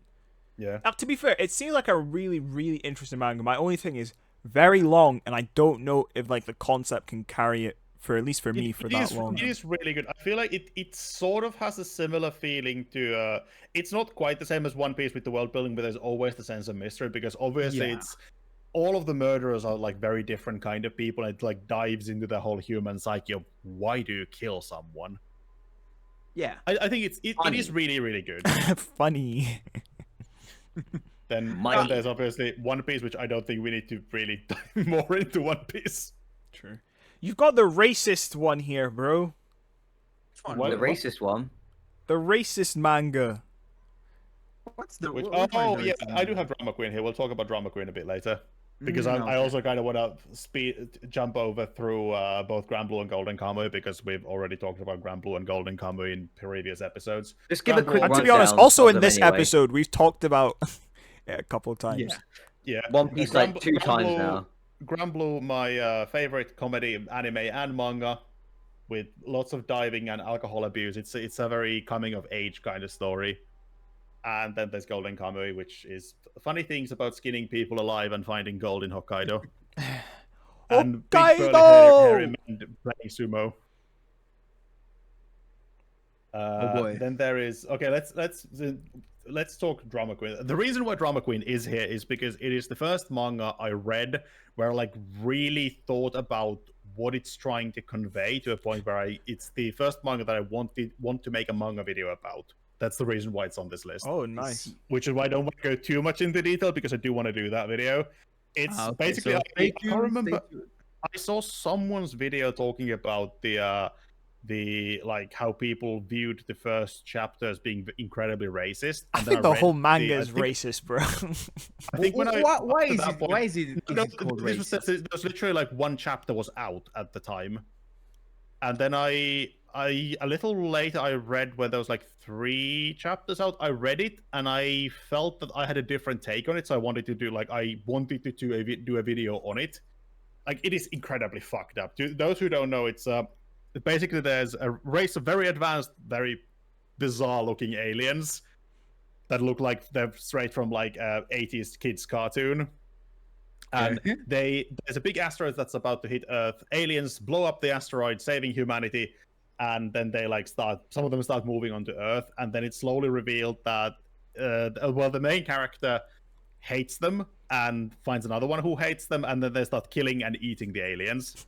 Oh, boy. But it's revealed that, first of all, the main character is a fucking psychopath. Like, There's straight no up justification for this other than they look a bit funny. I don't like the way they look, bro. I don't like the way they look. There's also the thing, like it's later, it's getting to the point where it's sort of revealed that the aliens staged the whole asteroid hitting the Earth, and then they came in as the saviors, and then they're like the point is like they started to take over Earth as the saviors that nobody would No. oppose. I feel like that's what the character thinks, though, as in they take over. Because they're not taking over. They're not like powerful positions. They're just living, bro. No, it is like it gets to a really bizarre point because like the most recent chapter just reveals that there's an alien who just doesn't care about human life and just murders a bunch of people for fun. And then it starts to go to like revealed like there are aliens who just like torture and kill people for fun, and nobody's going to do anything about it because they're the great saviors. But I feel like that makes So it it's- even more racist, though, because it originally starts because the manga essentially begins with the initial premise is that you don't like the foreign people just because something has to be wrong with them because they're foreign, and then it eventually starts to make up real reasons. But in reality, like the train of thought the main character has is completely insane and highly racist, bro. It would be absolutely interesting if at the end of the manga it's that this is just throughout the eyes of the main character, and then actually the aliens are chill, you know.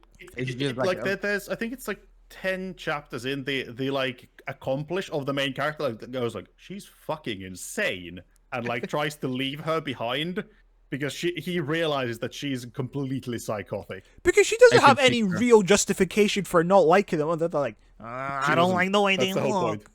And she just eats them because she's hungry and poor. Her justification for not liking them is because the aliens get all the better food and she's a fucking psychopath for some reason obsessed with food.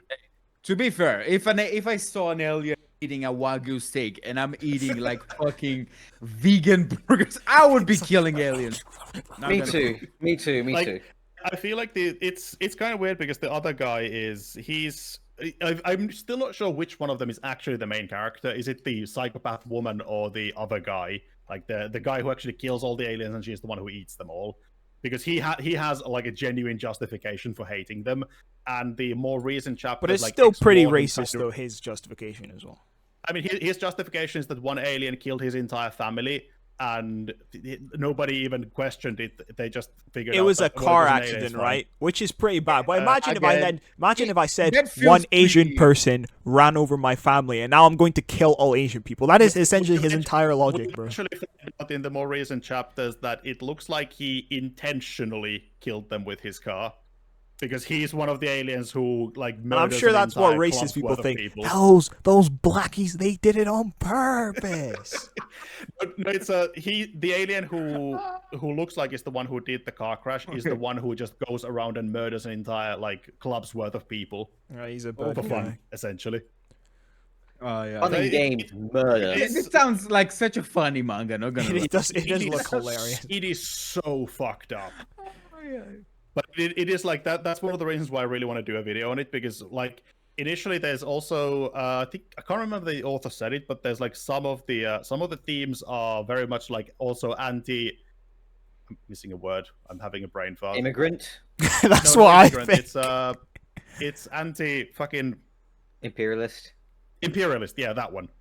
Okay. Like okay, there makes are sense. a lot of themes of like what some people consider modern imperialism, like what a funny large Southeast Asian country does with Xi Jinping in its head, which is like they lend a lot of money to poor countries they know that can never pay it back, and then they just like start slowly taking over the country based on that debt. That's what they're there doing. are That's what they're doing in Nigeria, to be honest, bro. There's just so many like just Chinese it's a lot people. of themes like that. Like the themes are so fucking complex in Drama Queen, and that's why I really want to make a video on it, ignoring the fact that the main character is literally a fucking psychopath.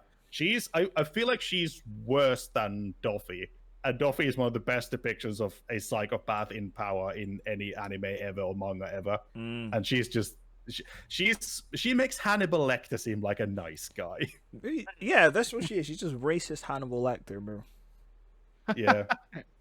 There's a whole thing. I seem to remember one of the more recent episodes where she considered if she could also eat people. So Just like So- maybe I'm Wait, if she starts eating people though, that means she's not racist. She's just she's just I can't crazy. call it That's- racist anymore. it's very much implied Exactly. that she doesn't even see other people as worth mentioning. Like the only thing that matters is she's the only thing that matters. It's just a complete nothing. I think a lot of people, for example, have you guys seen The Boys? Yeah. Yeah, I've A lot seen of it, yeah. people like believed that the character of Homelander was like racist because he felt superior or whatever. But he's that type of character as well. You know, I don't care about anyone else than me. You know, everyone else. That Yeah. kind of mentality. Yeah, like I feel like the main character in Drama Queen is like that taken to complete extremes. Like there's a whole thing of like one of the other main character feels very responsible for the club full of people getting just fucking blasted by one of the aliens because he sort of blames that it's his fault for going there because the alien who kills everybody comes looking for him. Yeah. And then she just goes like, "But you never knew those people. It's fine that they died. Nobody cares." She's like, bro, why are you crying, Like- bro? Yeah, it's literally like, why are you feeling sorry? Why are you crying? Like she's Bro, such they a just fucking died. psychopath. And Yeah, I know now just by the description that there's probably a Yeah, she perfect. has the whole discussion can of like, fix her. why would you care about other people you never know about? It's It so does sound fucked like up. an interesting mind. I can't deny it. Like outside of the It's memes really and stuff, it interesting, does but sound quite it's like interesting. it makes some Yeah. of Tatsuki Fujimoto's stuff look tame. Speaking of definitely- I'm Tatsuki gonna definitely check it. Fujimoto, Speaking of Tatsuki Fujimoto, gee, I Yes, wonder why I actually. mentioned it because there's Fire Punch, which is the other one by Tatsuki Fujimoto. I think we've talked about Fire Punch before, so I'm not going to go too much Yeah. into detail. But the reason why I put it here over Chainsaw Man, which I do like both of them, but I feel I still feel like Fire Punch is the manga that Tatsuki Fujimoto wanted to do, but then he realized that it would never gain, like him and his publishers realized that it would never gain the same kind of popularity as Chainsaw Man did. Because as fucking out there as Chainsaw Man is, it's still way more approachable than Fire Punch. Yeah, I agree. Yes. Like Chainsaw Man's at Even least somewhat though- rooted in shonen tropes. Yeah, Wow. like Here's the thing, though. the first bit of Fire Punch would immediately just put the majority of shonen fans off it. The fucking I this would guy, say, yeah. can grow his limbs back. We're just gonna feed an entire village by cutting him into pieces every day and eating him.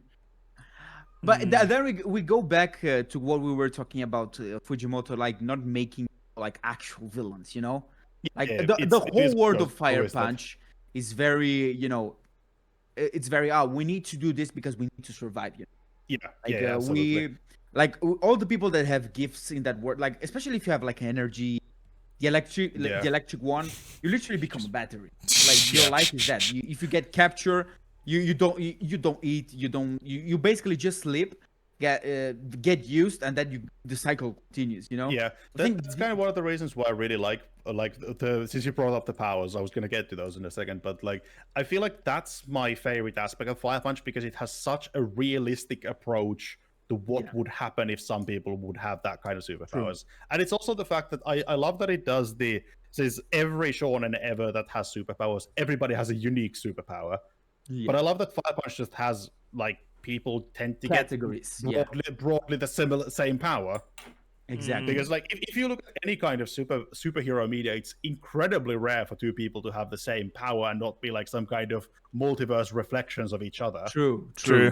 Completely agree. And I really like that it makes it more weirdly, it makes it more grounded in a very, very fucked up manner. Oh yeah. Speaking of messed up, keep talking though. I'll just post this in chat. Oh, okay. No. Do we want to see this? But yeah, I really enjoy Fire Punch. Also, I feel like it embodies everything Fujimoto kind Consumer. of. You're not gonna believe this. I was thinking about this scene, and I was because I think this is the only time that Tatsuki Fujimoto has made like an actually like fucked up character. Because the guy is like, yeah, I just saved you guys. You know, I just want. Yeah, Oh, you admittedly, cut in a way, I would say that the main sort of overarching antagonist of Fire Punch, the guy who sets the main character on fire, is kind of an evil character as well. He knows that he can't die, and he just sets him on fire, so he's going to burn eternally. But to be fair, his reasoning for it was he thought they were all cannibals. Yeah, that is true. But even there, though, like he didn't know that his regeneration was as strong as it was, you know. So because his sister also had. Yeah. So, also, like, I do really like the use of powers, that the fucking fight scene where he rips his own head off. Yeah, bro, that's to not really give that much pause, but there's a fight between multiple people with regenerative powers, and he gets flung away from the fight. And in order to get back into it faster, he rips his own head off and throws it back into the fight so he can grow his body faster than it would take for him. But to is he run still back on there. fire though, or is this part of his head that's still on fire? it's basically the part of the head that is half fire and half normal. You know, it's basically just his entire head. Yeah. But here's the thing though because little spoiler for when it's gonna be my time. I also thought about adding Fire Punch on the list, but here's the thing: Fire Punch is a complex story, like a lot complexer. Very complex story. There than Chainsaw Man, and it's a good thing and a bad thing at the same time, you know, because again, there is no actual villain in a certain. People are just existing and doing what they need to do to exist. Yeah, that's why I really feel like Fire Punch is the one that embodies what Tatsuki Fujimoto wants to convey with his stories. Like, I think my favorite bit on the manga, a little spoilers for those of you who have not. You know, when after they freed all the people and him and the crazy lady, they're, you know, for them you're gonna be their god and whatever. But like so many elements that are set, but then they are just thrown out of the window because, you know, Annie doesn't want to do that anymore. The last 50 chapters of Fire Punch are such a crazy mess in the best way possible that at times were a little hard to, but at the same time, you know, it's so good. So I'm trying to say stuff without spoiling too much, but it's so good. The next one we're sort of kind of going to skip over again is JoJo's because we talked about JoJo's so much. But yeah, I really enjoy JoJo's. I've read all the manga, but I still need to watch the anime. Well, all the manga that's in English, but I still need to watch. I'm like halfway through Golden Wind with the anime. Yeah, You gotta hurry up before Steel Ball Run comes out, boy. Yeah. exactly. Even though technically speaking, you don't need to watch part Yeah, that's 6 true. and part It's 5. essentially is a true. reboot at the end of the day. Yeah. Like you One thing I did actually- if you don't want to be a bitch, you know. But Yeah. but if you will. One thing I did want to mention that I forgot to mention with Golden Kamuy, is specifically the manga, is that if you think the humor or some of the stuff in the anime is weird, they skip the really weird shit in the anime. Oh boy, oh boy. They also skip like there are some other chapters they skip. Like there is one character who is just straight up he's just straight up gay. He's like in a relationship with another man. Like they skip that entirely in the anime because of the whole LGBTQ thing still kind of being a taboo in Japan. But they did keep the implied one, so I'm not sure if that's like if it's that important that they skipped it. It's an odd choice in that environment to skip that chapter. But there are some that are just fucking weird in the manga that I understand why they're not in the anime. I mean, it's a manga that is kind of breaking certain walls, which is Absolutely. It at times very much tries what it can get away with. yeah.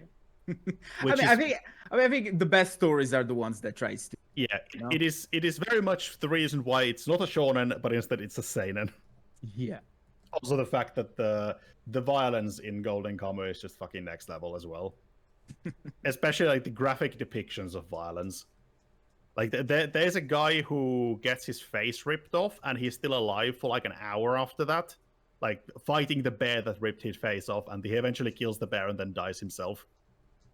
And all of that is drawn in very high detail, including the scene where the bear is ripping his face off.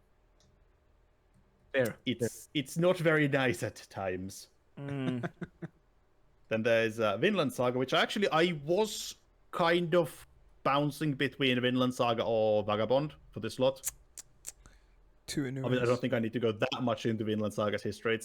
It's the Viking anime that is basically, it follows both the saga of Eric the Red and the saga of the Greenlanders. If anyone here has actually ever read any real Viking sagas, it is based on 2 real Viking sagas, and the story of Thorfinn as he's in search of Vinland and peace in a very violent society that is the Vikings. And if people did not know, Cheese is actually a Viking himself, so he's like, Exactly. Oh yes. he relates very hard to this. He traveled to the Jeez. future just to tell us about that. He is actually a Yeah, Viking from that era. he's traveled to the future to pursue his hobby, becoming an anime YouTuber, and then He's he like, goes back "Guys." to goes back to trying to do Viking stuff. Actually, it's a time loop. It's a time loop. Yeah. The modern Cheese came back in time to show Vikings anime, and that inspired a Viking To go into the stuff. time travel and going to And then the he future goes back, become an anime. and then he goes back to ride dragons. Exactly. It's a cycle. It's Oh, Yeah, man, exactly. he goes back to Right Dragon. Yeah, Vinland Saga is really good. Yeah.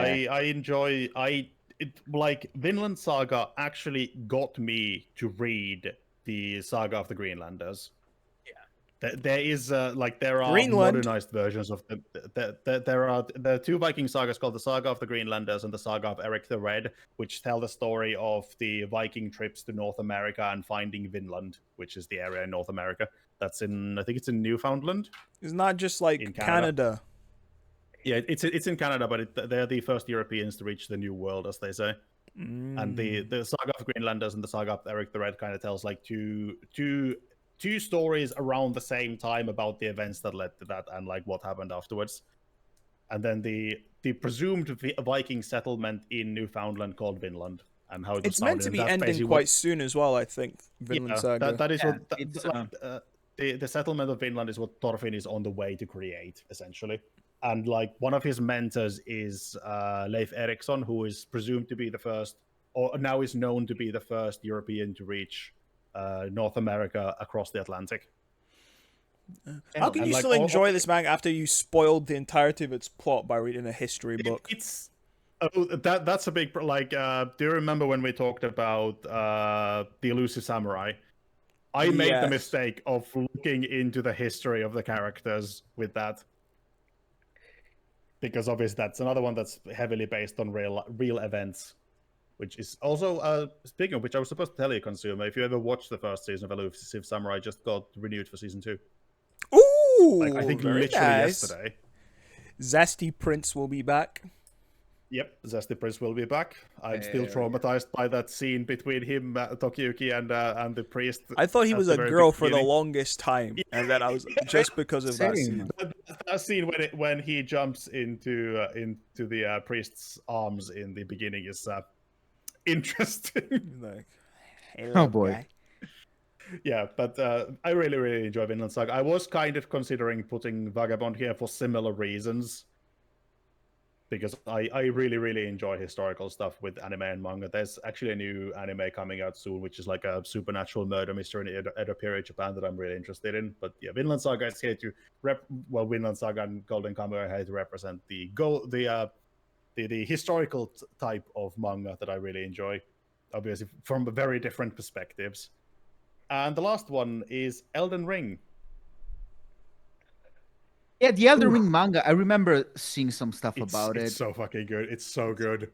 It's to those who know the history of the whole Soul series and Miyazaki, he was heavily inspired by Berserk, which shows in all of the games, and I really like how they managed to convey that into the manga as well. Like Elden Ring and the whole world of all of Miyazaki's worlds are really fucking dark and grim. And then they somehow managed to make a comedy manga that works super well in that environment. And I was supposed to, I don't know if I have the panel. I but used I to have think some, my life was a tragedy. Then I realized it was all a comedy. Ha ha ha. Yeah, it is so good. And I love how a lot of the art in it is going back and recreating that kind of feeling that some of Berserk's panels give you. Okay. Because interesting. obviously it sort of switches between two art styles, which is the ha funny stuff, and then you get stuff like the introduction of Starscourge Radahn, which is that is just an insane manga panel, which I'm going to post now in the Real quick, do I need to have played the games to no fully understand the no manga? it's basically the story of Elden Ring is that of the chosen one to become the Elden Lord, and essentially the manga goes over the exact same story, but the main character is the chosen one who will become I always call him the chosen undead, but that's from Dark Souls. Chosen. What did they call them? I can't remember what they're called in Elden Ring now. Ring bearer? No, I don't remember. Motherless, something like that. Maidenless. He's maidenless. Maidenless. I just remember that Yeah, when I I think first played the game, he's like, blah blah blah blah blah. But you seem to lack he's some maidens. Yeah, he's the chosen tarnished. Oh, so Tarnished, true, brother. that was it. So true. It's basically they have Arise, ye these. tarnished. Basically, the world in Elden Ring is ruled by the Two Fingers, who are like messengers of God, one of the elder gods from beyond the stars. It has very Lovecraftian elements as well, and the Two Fingers are what brings the word of the greater will, and then you have finger maidens to read the will of the fingers, and that's why all the chosen tarnished would be they would have finger maidens to interpret the will. Bro, that's a the greater will. diabolical word. The game is very aware of it because there's these finger reading crones who are the finger maidens are very hard to kill, and some of them have lived for thousands of years, and they're these dried up husks that go, your fingers, give me your fingers. I'm so fucking aware of it, and it's so good. Boy. So, so funny. I love the Elden Ring manga. It's the second manga that I really want to do a video on at some point. I think if you do, man, good. it's gonna do so good because Elden Ring, it's as high as ever, with fame. So definitely gonna get you tons of views. Yeah, but it is such a good, and I really enjoy the complete shifting art style from the Berserker-esque super detailed monster depictions to shit haha, I just suction cup this guy's butt cheek. Oh boy. So next up is the mate. But I actually want to see how many of the mate stuff I can guess before he posts this in his chat. Funny thing though, I think my list is a little different than yours in terms of course, there are mangas that I really, really enjoy. Had an impact. But at the same time, I kind of wanted to shake things up and add mangas that I don't necessarily think are good, but they are interesting in a way that I just wanted to talk about. Okay. Fair. So if you guys see some weird stuff, just I want to just guess. hear I me want to out. guess. I want to guess. That's Okay. why I have Berserk, and Drama Chainsaw because Man, they were- Bleach, Okay. JoJo's. JoJo's. All right. Okay. That's 4. You got 2 of them right, Oh, because some of these shows I've only watched the anime, so that's why I haven't here. right. But here, What I'm else? I'm would sending the it mate right put now. in? But that's the reason It why I should be- had stuff like Drama Queen on my Tomie, list nice. as well. for Dead the whole- Tube. Oh, bro, I hate that, bro. Bro, okay. Yeah. Yo, I wanted to yo, start this with is that worse one than of those. Speedy's list. Oh my gosh. I Why is there wanted to so start much with this goon? one. Oh my No, gosh. hear me out. Hear me out. Hear me Oh. out. Hear me out.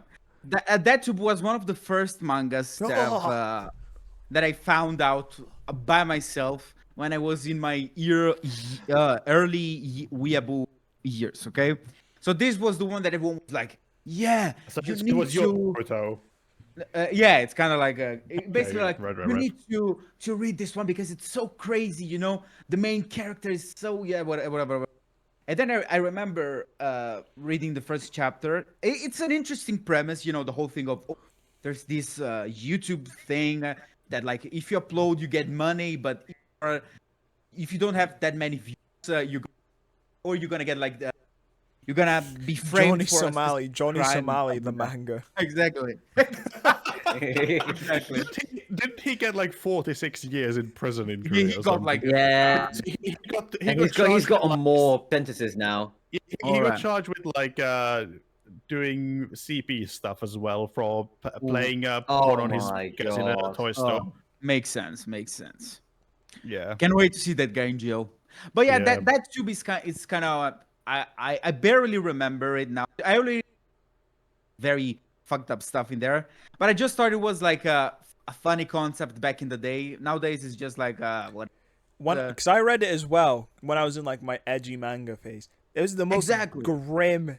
Like people would just Exactly. do the wildest thing, like Like murder. they go just in an everything. island and then they fuck each other and then they kill each other and then there's a guy dressed as a Power Ranger and he's a superhero, but he only can get it up if he does something heroic.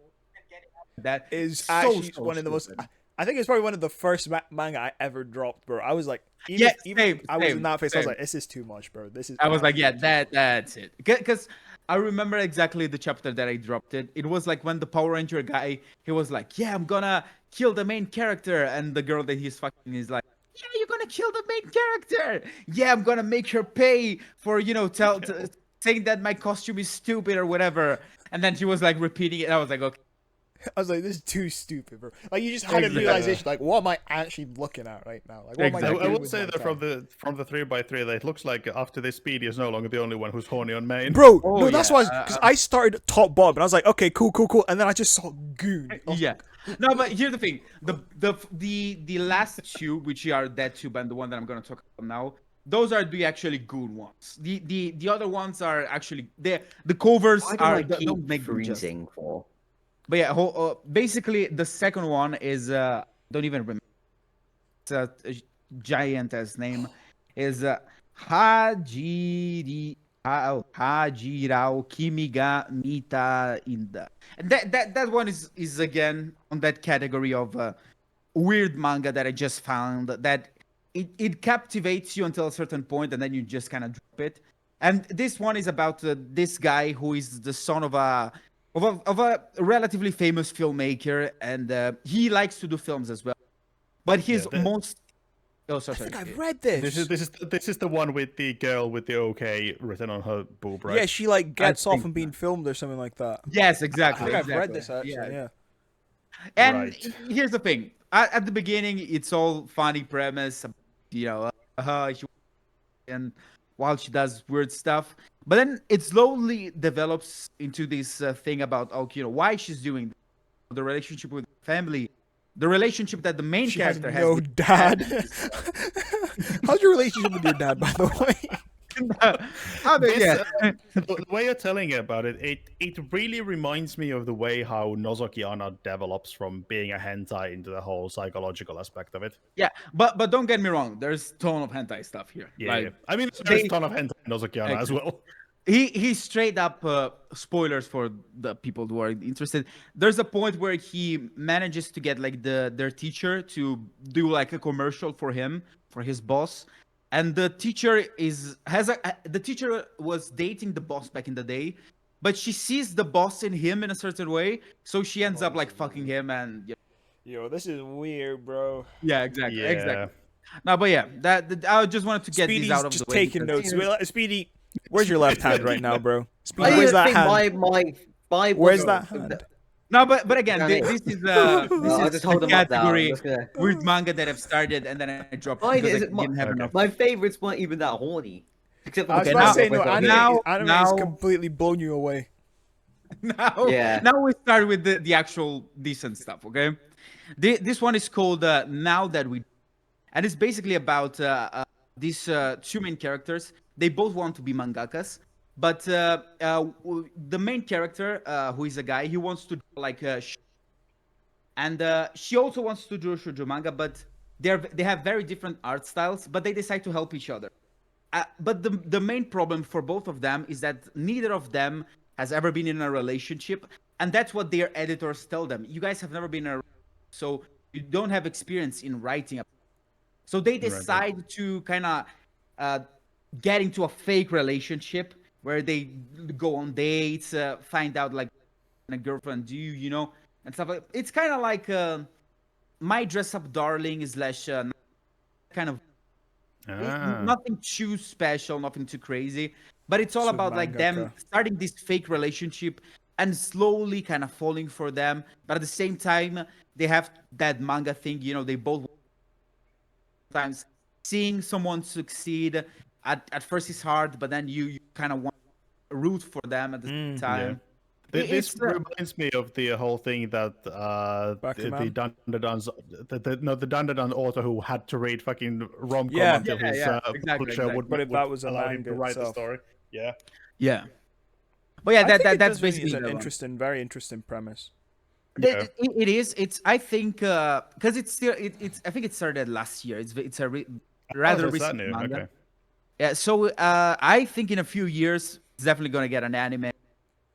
It has the potential, and same thing for the next one, which is Please Go Home Akatsuko-san, which is classic, you know, rom-com manga about a guy who has this gyaru girl likes to come into his house and you know Speedy's just chill and play video games. Yeah. And you know, That classic stuff. sounds like a hentai plot. No, yeah, there's tons of hentai that start like that, but this one is about like, you know, it's classic thing. You know, they start as enemies, but then they slowly start liking each other, and literally like every other romance anime, it took them Yeah. like 86 chapter to figure out that they like each Yeah. other. And you know, about this one, there's nothing special. Literally, just like it was a good manga. You know, nothing too crazy, nothing too ecchi or anything. Again, the hardest thing for them was like, you know, Right, yeah. go to a park together. But then with this one, to be honest, yeah. yeah, no, it is. I think Rage also. It's very very good, very good. Again, another one that is gonna probably get anime adaptation in the future because it's getting like very very popular. Like I remember because I follow every time that I found an art a manga, like I go follow the artist on Twitter to kind of Yeah. see the updates and stuff like that. And I remember like seeing a Twitter about that the creator made, like, oh, we sold many copies, that means we're actually now getting serialized, manga officially Yeah. released and whatever. And you know, it's always cool to look for. Isn't it like, speaking of whole serialization thing, isn't it that Japan Summers never even got serialized? Japan Summers. What's that? It's the one that Speedy talked about with the Japan. I don't think it. Yeah, I don't think it's never gotten thingy. Yeah. No. So it is kind of impressive that like Yeah, essentially a random rom-com just gets serialized.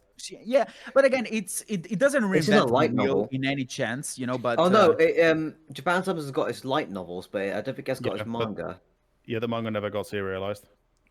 So how Yeah. is there Yeah, a manga of it? Yeah, there is a Online manga, again. also Oh, you just self-publishing is a online stuff. thing. But sometimes I do wonder. I feel like if you just post stuff on Twitter, if it gets enough views, you never know, bro. Yeah. Like that. but That's why I feel like it's important to do stuff like self-publishing and shit. consumer, there's another one that I almost put in this list, which is about this VTuber who is also like socially inept, and she befriends her delivery driver, and the delivery driver kind of like tries to help her become like more social. Because at the same time she's socially inept, but she's 7 foot tall and like basically muscular, you know. That's another one that got Lady recently Dimitrescu. realized, and it started on Twitter. You know, that's also another. Okay, that's cool. Sorry, I've But yeah, just come now, across a video. I just need to found this really funny. I just come across a video on my YouTube. They're building a compass that points us to the nearest liquor store. oh boy. Good rage post that. I'm trying to Yeah, jump to Twitter. them like very fast because I don't want to lose too much time. But I'm already on number 5, which is Boys Abyss. How long have we been recording? I don't know. I have 2.5 no idea. hours. Oh my god. Yes, longest episode. It is. Yeah, we We can split finally it into did it. We episodes. To be honest, finally if anime did it. had went at the pace that either me or Speedy were at, it definitely would have hit 3, bro. Yeah, it would have. It would Wait, have. split this up at the end. What I'm is our trying to longest speed episode? things up here. No, No, but- just keep going, keep going. Our longest episode is an hour 55 minutes long. That was the Sonic episode. This one in the middle Sonic. is Boys Abyss, and this is, I think, the manga that I have the most mixed feeling about, because it started so strongly. It's basically a story about this guy who lives in a small town. He kind of knows that his life kind of like bound to be there. He's like the best friend in quotes of the bully of the town. And he doesn't have much. So he's kind of like planning to kill himself until he Oh, meets gosh, this what? new girl. Yeah. Until he met this girl who recently moved to town, and I think she was an idol that he was following or something like that. He recognizes her, and he goes like there to like kind of like a fan, talk. But he sees that she also has like the same type of eyes that he has, that inside eyes. Gun. And she asks him, "Hey, do you wanna kill yourself with me? Do you wanna die together?" Oh, And God. Fucking hell. but the manga kind of starts with that premise of both of them being very depressed and sad and wanting to. But then it goes in this journey of them, kind of like almost like trying to help each other way. But then, of course, a lot of stuff happens. You figure out a lot about the town. It's not like just the simple thing that we at the beginning. Certain characters go through like very, very interesting arcs. But at the same time, again, this manga was on track to become like my favorites of all development that getting. Yeah. But that is one of those stories that I believe that like would have benefited by ending early. Like there were so many Yeah. moments where if the story ended there, it would have been good. It would have been perfect actually. Yeah. But they decided to keep going, adding stuff, and then it started to lose a lot of the what was the charm of the original thing. That I remember Yeah. that when I got to the ending, like because the series like ended a few months ago, if I recall correctly, or something like Yeah. that. It was such a terrible ending, because it didn't close any of the doors that it opened. At the end, I don't even, like it was terrible ending. Yeah. But I put it on the list because again, it had such a strong beginning and a very good like middle part, but then the landing at the end was. Yeah. I'm curious, feel like, like it- what is the like conflict or tension in the story if their relationship starts with them wanting to like take their lives? Because Is that like how here's does the thing. their relationship progress from that? Here's the thing: there are different characters that realize that he something and tries to. It's almost like she's at the beginning of the manga. It's almost like she's a force of nature trying to push him to. Like she's almost like the bad guy. And like Right. you have like a teacher who tries to show him that life is like it can be better. He can always. And then he has like he has a best friend who also always tries to cheer. She's very like she's the one that I think introduces him to the band that he was like very, very fan of. And you know, they're at the beginning is like it's almost like that battle of, you know, people like trying to take him out of there. Some characters pushing him there, and she was there like, you know, almost like again a force of nature, just to do the leap. Yeah. And then you also learn about her as well, like why she got there. You know, like spoilers, she was she's married pregoed. to a guy. Sorry, what? She got pregoed. No. She was married to a guy who was dating the main character in high school, and you know it goes again showing like, because again you start the manga thinking that she's, but then you start to realize that actually she's, you know, she's just again for the actual villains are the people who are trying to keep him there, like his best friend, the best friend kinda, but the mom is actually the main villain. So what you're saying is that it's a manga about mommy issues. I would say it's kinda, Motherless kinda. behavior. But it's more a manga about people. They can have the way out, you know, in a specific moment in their life, Yeah. something, but they decide to stay. You know, they decide Yeah. to not face the unknown, and they get stuck there, you know, and they become bitter. Worst version of them, you know. Yeah. Like, so sorry, you go. No, it is. I wanted to mention because you said that it just keeps going past the point where you think it should have ended.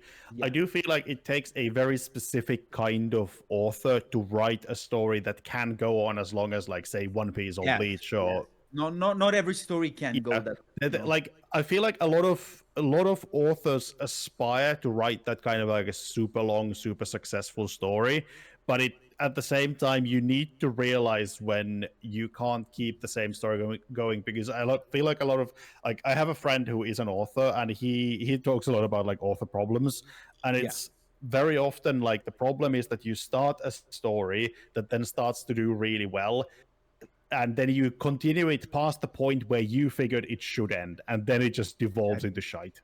I think that's exactly what happened. Just with learn to say no. That's what I. Yeah.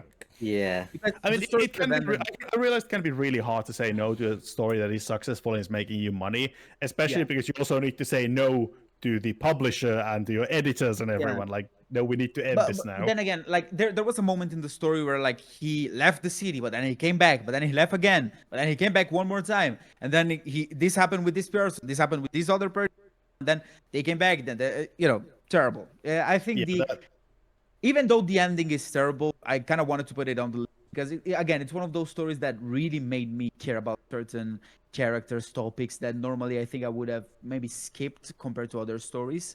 And Yeah. again, even if the ending, it's just a story that I can get out of my mind, you know, even though like kind of shit the ending. But yeah, then Speaking of terrible endings, exactly. Speaking about shitty ending, Attack on I Titan. like the Attack on Titan one. This one, pretty simple. Was the first manga that I decided to start collecting. Like I remember I finished season 2 of Attack on Titan, and there wasn't anything else. And I wanted to try to wait season 3, but I just could. I was too curious about like what was gonna happen. So I started buying the volumes, reading it, then reading it online. And again, even though the ending was kind of Attack on Titan has that kind of sweet spot in my heart because it's the first series that I actually cared about enough to want to read the manga. So And that's then you got basically- to the ending and said, "Fuck this." exactly. Then I got the ending. I was like, "Fuck this shit." Actually, funny thing about my list, I think that maybe only two or three of these mangas are mangas that I actually like from the beginning to the end. I think okay. I think endings are so hard to land in mangas, Yeah. you know, in general. So some like for example, And that's why it Chains- never ends. Exactly. I think Chainsaw Man. What else can I say? We already said so much about it. So good. Art is good. Characters are good. Denji, I think, is one of the most interesting main characters that I've read in a while. Like Yeah. again about with that battle about, you know, Yeah. going against what he thinks is what I he do feel like wants. Denji becomes much more interesting later on in the story. Yeah, I but agree. I even agree with- there, yeah. even there, he kind of gets some steps back here and Yeah, there. yeah. But then he always puts himself kind of on track, you know, like especially Yeah. the the latest chapters, and but no spoilers, of course. But yeah, Chainsaw Man, so good, so good. Then Tomie, what I like about So Tomie good. So is good. yeah, Tomie is very. I think the best Junji Ito story is Uzumaki. That's Oh, yeah. I've still a never read that no-brainer. one. Uzumaki is the classic. But Tomie has so much aura, I think, and Yeah. at the end of every Tomie story is it can be interpreted as a message how men see women in society nowadays. Like the whole yeah, she's pretty, she's this thing, I need to have her. But at the same time, when they do meet her, they realize, oh, it's almost like they need to kill her to have her. Yeah. I Yeah. don't know, I remember like reading a I also paper about I feel like Tommy is partially on the like obsessive like yes, yes, take on the like obsessive stalker stuff that is yes, very yes, common in Japan. yes. But then again, it's so interesting. Tommy, I think Yeah. I like the evolution of the character. I think I even talked about like she almost starts like as a victim. No, she Yeah, does start as a I see, victim like, in the yeah. story, Yeah. and she slowly turns into like this evil thing, because at the beginning Force of she's nature, literally even. she just wants to be with her teacher, whatever. She came back. Everyone kills themselves or move away. She doesn't do anything in the first chapter, but then it slowly turns into okay. She's trying to her. She starts to see, okay, that's my life now. I need to adapt Yeah. to that and whatever. And then you get to Tomei Volume 3, which is basically, it's almost like she accepted fate as this unnatural thing that is bound to Yeah. die and come back and then multiply and whatever. And then she's just like, like I think my favorite the man in the painting, the one where like she meets this artist and she wants him to paint her, but then she's so annoying to him. Like he does like incredible paintings, but like they're always not enough. I don't Yeah. know. It's such a good story. I And do feel like Tommy is kind of out of Junji's work. I feel like Tommy is kind of the like societal talking point one more than his other yes, stuff. yes, yes. I think another one that I really that's one. It's more on the sad side. Yeah, you guys remember the story about the family of brothers that they get married. One of the brothers, I think. Oh, no, I think the dad marries Tomie, and all the brothers they want to kill Tomie. And Yeah. they kill her and they bring her in a cave. But then she slowly starts to be built, and like she kind of like leads one of the brothers, the ugliest one, to thinking that he's in love with her. And then when he finally accepts her love and he's like, yeah, I love you, please be forever, she finally regenerates. Yeah, I'm gonna go. It's Bye. like, you're unlovable. You really think Exactly, I would like you? exactly. I think Tomie is such a, if you're like horror manga, Tomie is a class. You need to check it out. Actually, everything Junji Ito, I think it's. And then what else can I say? Berserk. I think I've glazed Berserk enough to not even have to Give say us another much. one. Give us another one. All right. I would imagine you would enjoy the Elden Ring manga because of the Berserk inspirations. Especially since you've mentioned like the change in art style. Like Yeah. when I really fell in love with Berserk was in the Golden Age art. Like Same. so like Yeah. it builds up that, because here's the thing, I got there blind, I have no idea what we know that Gut's gonna get like very sad or whatever, but he he really did like build these characters out in a way that like you really cared for them, Yeah. like you wanted them to succeed, all of them, even Griffith, like I remember I really liked Griffin in the Golden Age arc, like he was even there you could see like facades of his true self, but Yeah. man, it was so good to see the relationship with parallel. And like what kills me, what killed me, like when I remember when I was is like the reason why the eclipse happened, which is like Guts just wanted to feel equal to Griffith. Like he had so much respect for Griffith that the reason why he decides to leave him is because like, oh, a person that is kind of like worthy not to be considered like at the same level. Like, and the funny thing, which is like, can be a parallel with life sometimes. If you just talk things out with your, just fix it up. But then they never talk about it, and it becomes this thing that Griffith believes that Guts abandoned him, and that leads to the whole charade of things, of him sleeping with the princess that he captured, tortured, and who does he blame? He blames Guts, and then when the eclipse happened, it's sad. Of course, hated Griffin after the eclipse, for all he did to Casca and all the members of the band of.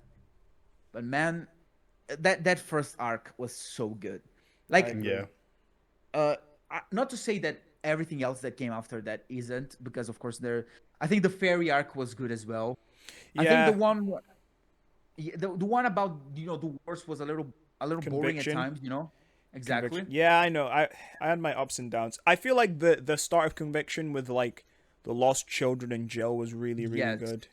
Then the whole weird sex cult thing with the weird Pope guy and Charlene was kind okay. of That was funny. That was funny. But I don't know. Berserk. I think even though it's considered like a very serious manga, even in these arcs, it has like so many. Like after they introduced, what's the name of the kid? I forgot.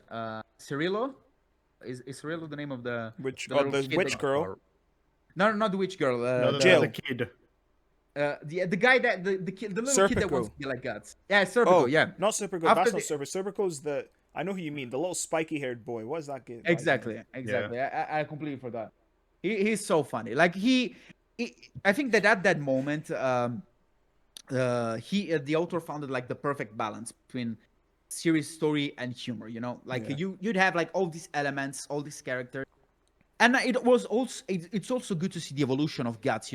That character of he's stoic. He opened his heart once to people. He got crushed for that, and now he's kind of having to redo that again, because it's like when he meets like the skeleton knight. Like he tells him like don't want. Yeah. You kind of need to accept forgiveness and go on. Vengeance is the only thing that you need to live for. And it's nice to see that kind of accepting that, okay, maybe I can be happy, maybe I just don't need to. But at the same time, the conflict of having to kill Griffith, Griffith basically killed him. So I don't know. That just what. Also, like since you mentioned Golden Age in there's you have one of the greatest manga tomboys to ever live. Oh yeah, in Casca. Bro, I hate Casca, bro. I don't get this glaze on Casca. What? Casca is so annoying, bro. Casca is actually Consumer. so annoying, bro. I The reason why dislike people her. like Casca is because she's hot. She's so annoying because she was so mean to Guts, right? And just when the only reason she liked Guts was because he was still really nice to her despite it. What happened to her is tragic, but she literally did nothing, bro. She literally did nothing but be a headache the whole manga, bro. No, I think it's justified. At first, because again, she kind of has like that idea of Griffith being her lord savior. Yeah. When she meets Guts, of course, Guts is kind of like he is not like just doing what Griffith says. He's constantly trying to he's kind of go questioning the authority of Griffith. And of course he got forced to be there, right? So it literally is all on her. Like, she's the only reason there's any conflict there, just because she's insecure, bro. Bro, get out. No, yeah, and that's what the funny thing, it's kind of like a love. She's kind of in love with Griffith is kind of in love with Guts, and then Guts kind of falls in love with Casca. It's at the beginning love it's a triangle. Exactly. But I don't feel bad for I feel bad for Casca, but I don't like her, bro. Like, I don't feel any positive emotions towards her outside of now you know how we feel about Sakura. Exactly. Sakura actually, at least, I don't know. Sakura no, wait, no. Sakura uses the greatest jutsu of all. Casca had a lot more utility than. Yeah. I feel like a shoe with a hole in it would have more utility than Sakura. No, I didn't. I Oh, did boy. not like Casca at all, bro. It was just the fact she then tried to like suck up to Guts afterwards. I'm like, what? Who are you, bro? I'm like, who are you? Can you imagine if someone actually behaved to you the way she was behaving to Guts, and then tries to like? More that like early on she feels like she has to prove herself. Like there's the whole thing that She's the woman. Yes, but I'm saying all of that's Exactly. rooted in insecurity. Like her insecurity is Yeah, just yeah. causing issues for everyone else. I'm like, why am I meant to feel bad for you, bro? Grow up, man. You're a grown woman, bro. Brother. And then even I after thought- she I was thought- so I awful to thought you Guts, liked remember she Tsundere, falls into man. I the thought you thing. liked And Tsundere. remember she falls into the thing. She has like her period and stuff, Yeah, and goes on his exactly. own to go and save her after she's just been an ass to him the entire time, bro. Get out of Bro, here, bro. Get out of here. That's why lady And Gus tries to wingman her with Griffith as well, bro. Gus is so much better of Yeah. a man than she deserves, bro. No, Guts is the guy. Guts is the goat. But here's the thing, though. I think Guts would have been happy if she decided to stay with Griffith or with him. Like at the Yeah. end, for him, it was more like whatever she decides to do, I'm happy with that, you know. But because when they rescue Griffith, he sees the tension, you know, that the Casca has when they have Griffith. It's kind of different the way that she treats it, and again, I like Casca. I think she's a good. I just wish. Okay, now that she's healed, I kind of wish to see more of her. You know, because Is she fully You- healed? you know- She got her memories back in the manga now. I think she recently did. But here's the thing, though. I think she's annoying. Like when she becomes like an infant, basically. That's when she's annoying. I It's don't like, know. That's when I Guts liked her the literally- most, bro. When she No, Ah, no. I'm not even actually boy. like I said that kind of in a joking manner, but that's genuinely when I liked her the most. Like I'm not even gonna joke. Oh, bro. And the way she was like scared of Guts, and Guts is like, all I want to do is protect you. She's like, No, that was when she was at that's her funny. most That's funny. But at the same time, I kind of feel because he's doing that everything for her, and not to say that she needs to Consumer, I reciprocate. thought you. I mean, we do know that like obviously a consumer would like Casca at that point, because consumer does like girl failures. Yeah, she's yeah, not a failure. exactly. She's just a B word, bro. She's just a B word, bro. And then she somehow still gets the guy at the end. I'm like, why? I don't understand, Guts. You deserve better. Does she? That's Oh, just yeah. that's just the opposite effect of the usual cringy rom-com main dude self-insert guy still getting the girl. True. Oh, isekai No, a main dude looking at fucking Kirito. But again, Berserk, such a good manga. Because she's not even a Yeah, failure. I Berserk think is she's good. quite competent, to be honest. She's just really annoying to Guts, and I'm just like, No, yeah. I don't deny that, man. I don't deny she's very annoying to him. But at the same time, again, after you learn about her past, it's kind of you understand why she's like, Because I could again, understand, remember, but I could still dislike, and I think that's it. Like I get oh it, yeah, but I'm yeah, like, that's fair. That's if I fair, saw that's someone fair. behaving Yeah. like this in real life, I would not like them. What if they start That- liking you then? That is very common in a lot of anime. Like there are characters that act in a way that you would never like. You can like those characters when they're over there in a fictional world, but if they're Exactly. real, fuck no. Exactly. Like oh boy. But yeah, I think that's it. Again, recently I haven't been reading a lot of manga. But at the same time, when I do read manga, I feel like I don't tend to go for the ones that I know are like very good and stuff. Like for example, Claymore has been on my read list for years. Same thing with I've started Vagabond. I've started Vagabond Oyasumi is so Pum good. and I know that they're good, but at the same time, I'm also like trying to find like something that nobody has looked for stuff like this, And sometimes I end up like finding very good this, but at the same time, sometimes I end up like finding that too bad. Yeah. The other one that I forgot the name. And that's kind of how I felt with Drama Queen, because I fucking hate the main character in Drama Queen. But now that we are in chapter 23, I love the fact that it's kind of bringing like I'm still not sure which one of them is the actual main character, the fucking psychopath woman or the guy who actually does all the murders. Because recently we've been following him way more. I feel like he has way more time in the limelight than the psychopath woman, who's I fucking can't remember her name. but like it's now getting to the whole point where he's starting to question like his own hatred for the aliens and everything, because he goes like, what if I'm as fucked up as she is? Like, I really like that, but it's at the same time, it's not a manga that I would enjoy enough for it to be on my 3x3, but it's more of the like impact that it made me want to make a video, and like it's the first manga that really made me think what I'm reading about in a manga.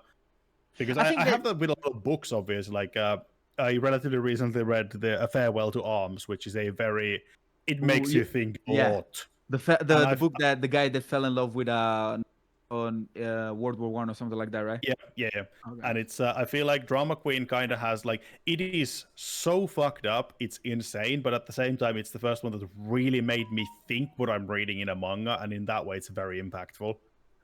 Yeah, I think here's the thing. I think it's always better. Like, of course, you can read the stuff that you know is gonna be good, but at the same time, the stuff that challenges you in a certain way is always good as well to try to read. You know, stuff that sometimes you think, oh, I don't know, maybe it's kind of like, man. I think it's always. I just like to. I see. Okay, honest opinion. Sometimes I just see an interesting cover and I decide to read the story. He's like, he's like, watch. Exactly. I know. Sometimes it is like that. You just see a cool thing and you're like, yeah, that's how I pick up films, so I think it's valid. Honestly, that is how I initially got into Grand Blue. There's a scene in the anime where my best waifu of all time, Asusa Hamaoka, suggests to the main guy that, because he has to sleep in the girls' room when they're in Okinawa on a trip, and he's really worried because hot women. And Asusa just goes, well, we could have sex and then you wouldn't be so worried. And I saw a GIF of that on, like, I can't remember even where I saw it. Maybe on Twitter, somewhere I saw a GIF and I want to watch this. It looks that it's going to be a very smexy anime, and then it's just so fucking funny. I just fell in love with the humor.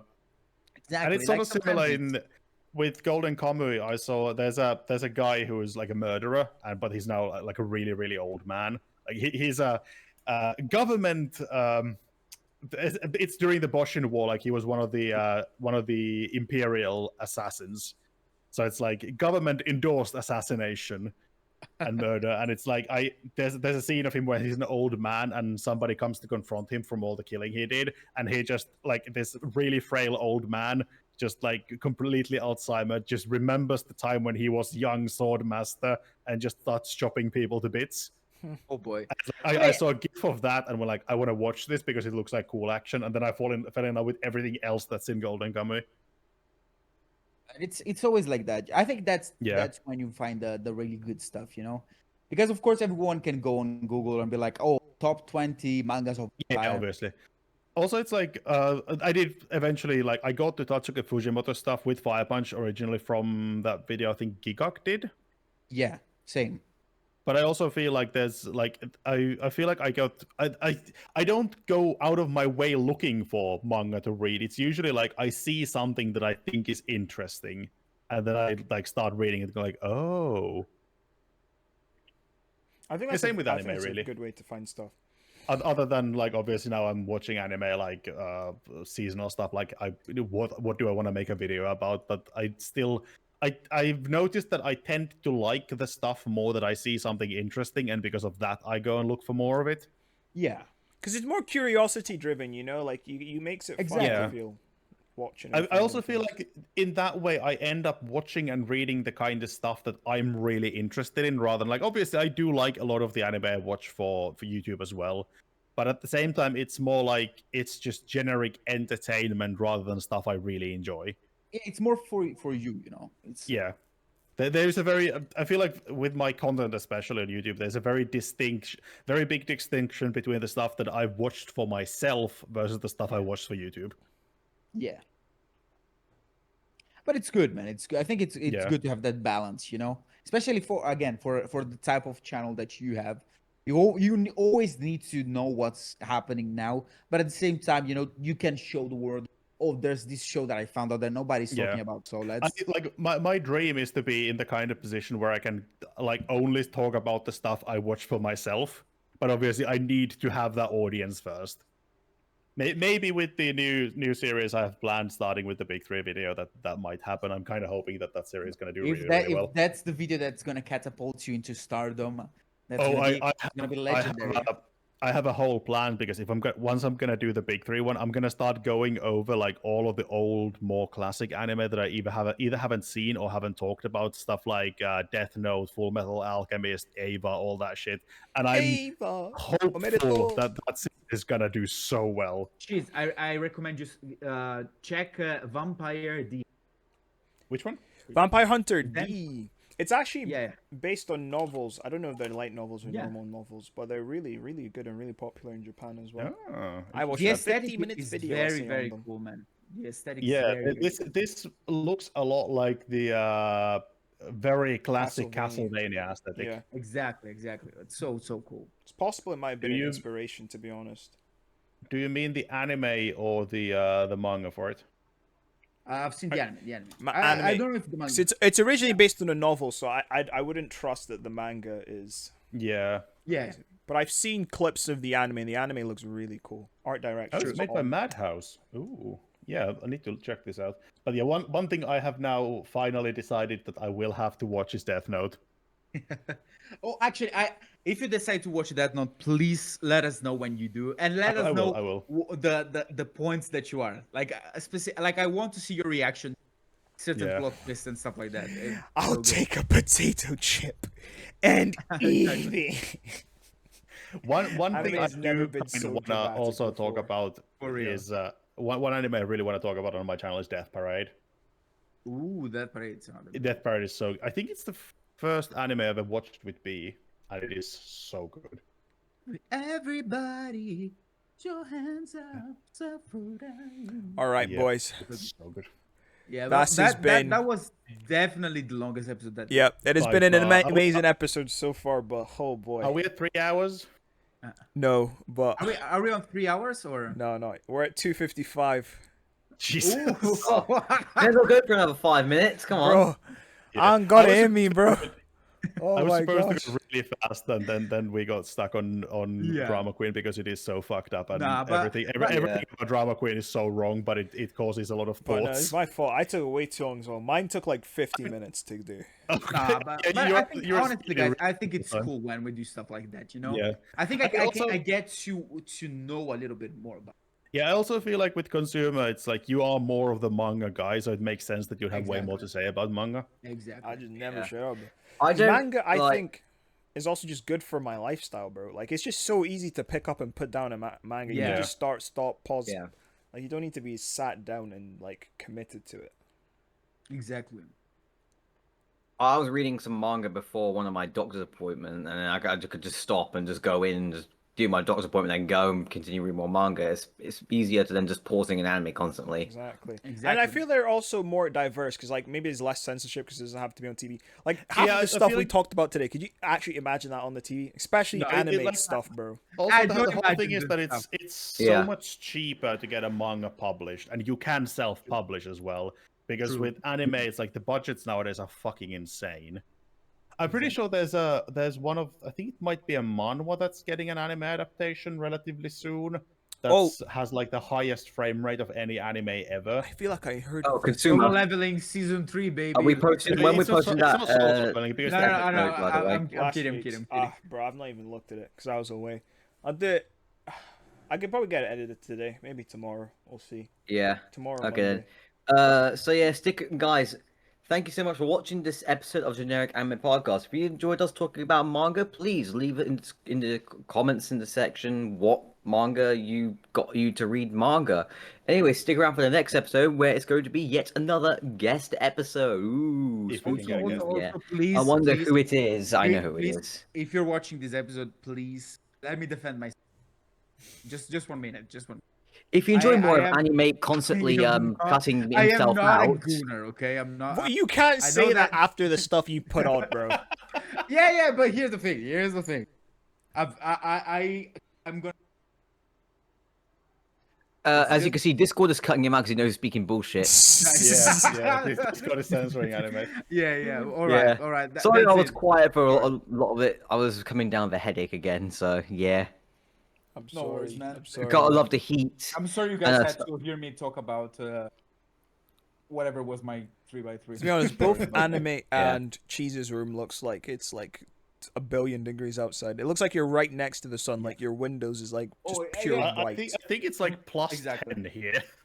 Oh, it's I think Where it's am I right now? What? Wait, let me 26 check the degrees right temperature. now. It's 28 degrees outside. It's 28 degrees Celsius outside. I don't like it. It looks like the sun is Yeah, but- literally outside my window. It was nice. Can't wait to talk about stuff with y'all again. Yeah. And well, see you Um, next time. Queen Wave. Queen Wave. Queen Wave. Yeah. Yep. Post-mortem Queen Wave. Hell yeah. Yeah.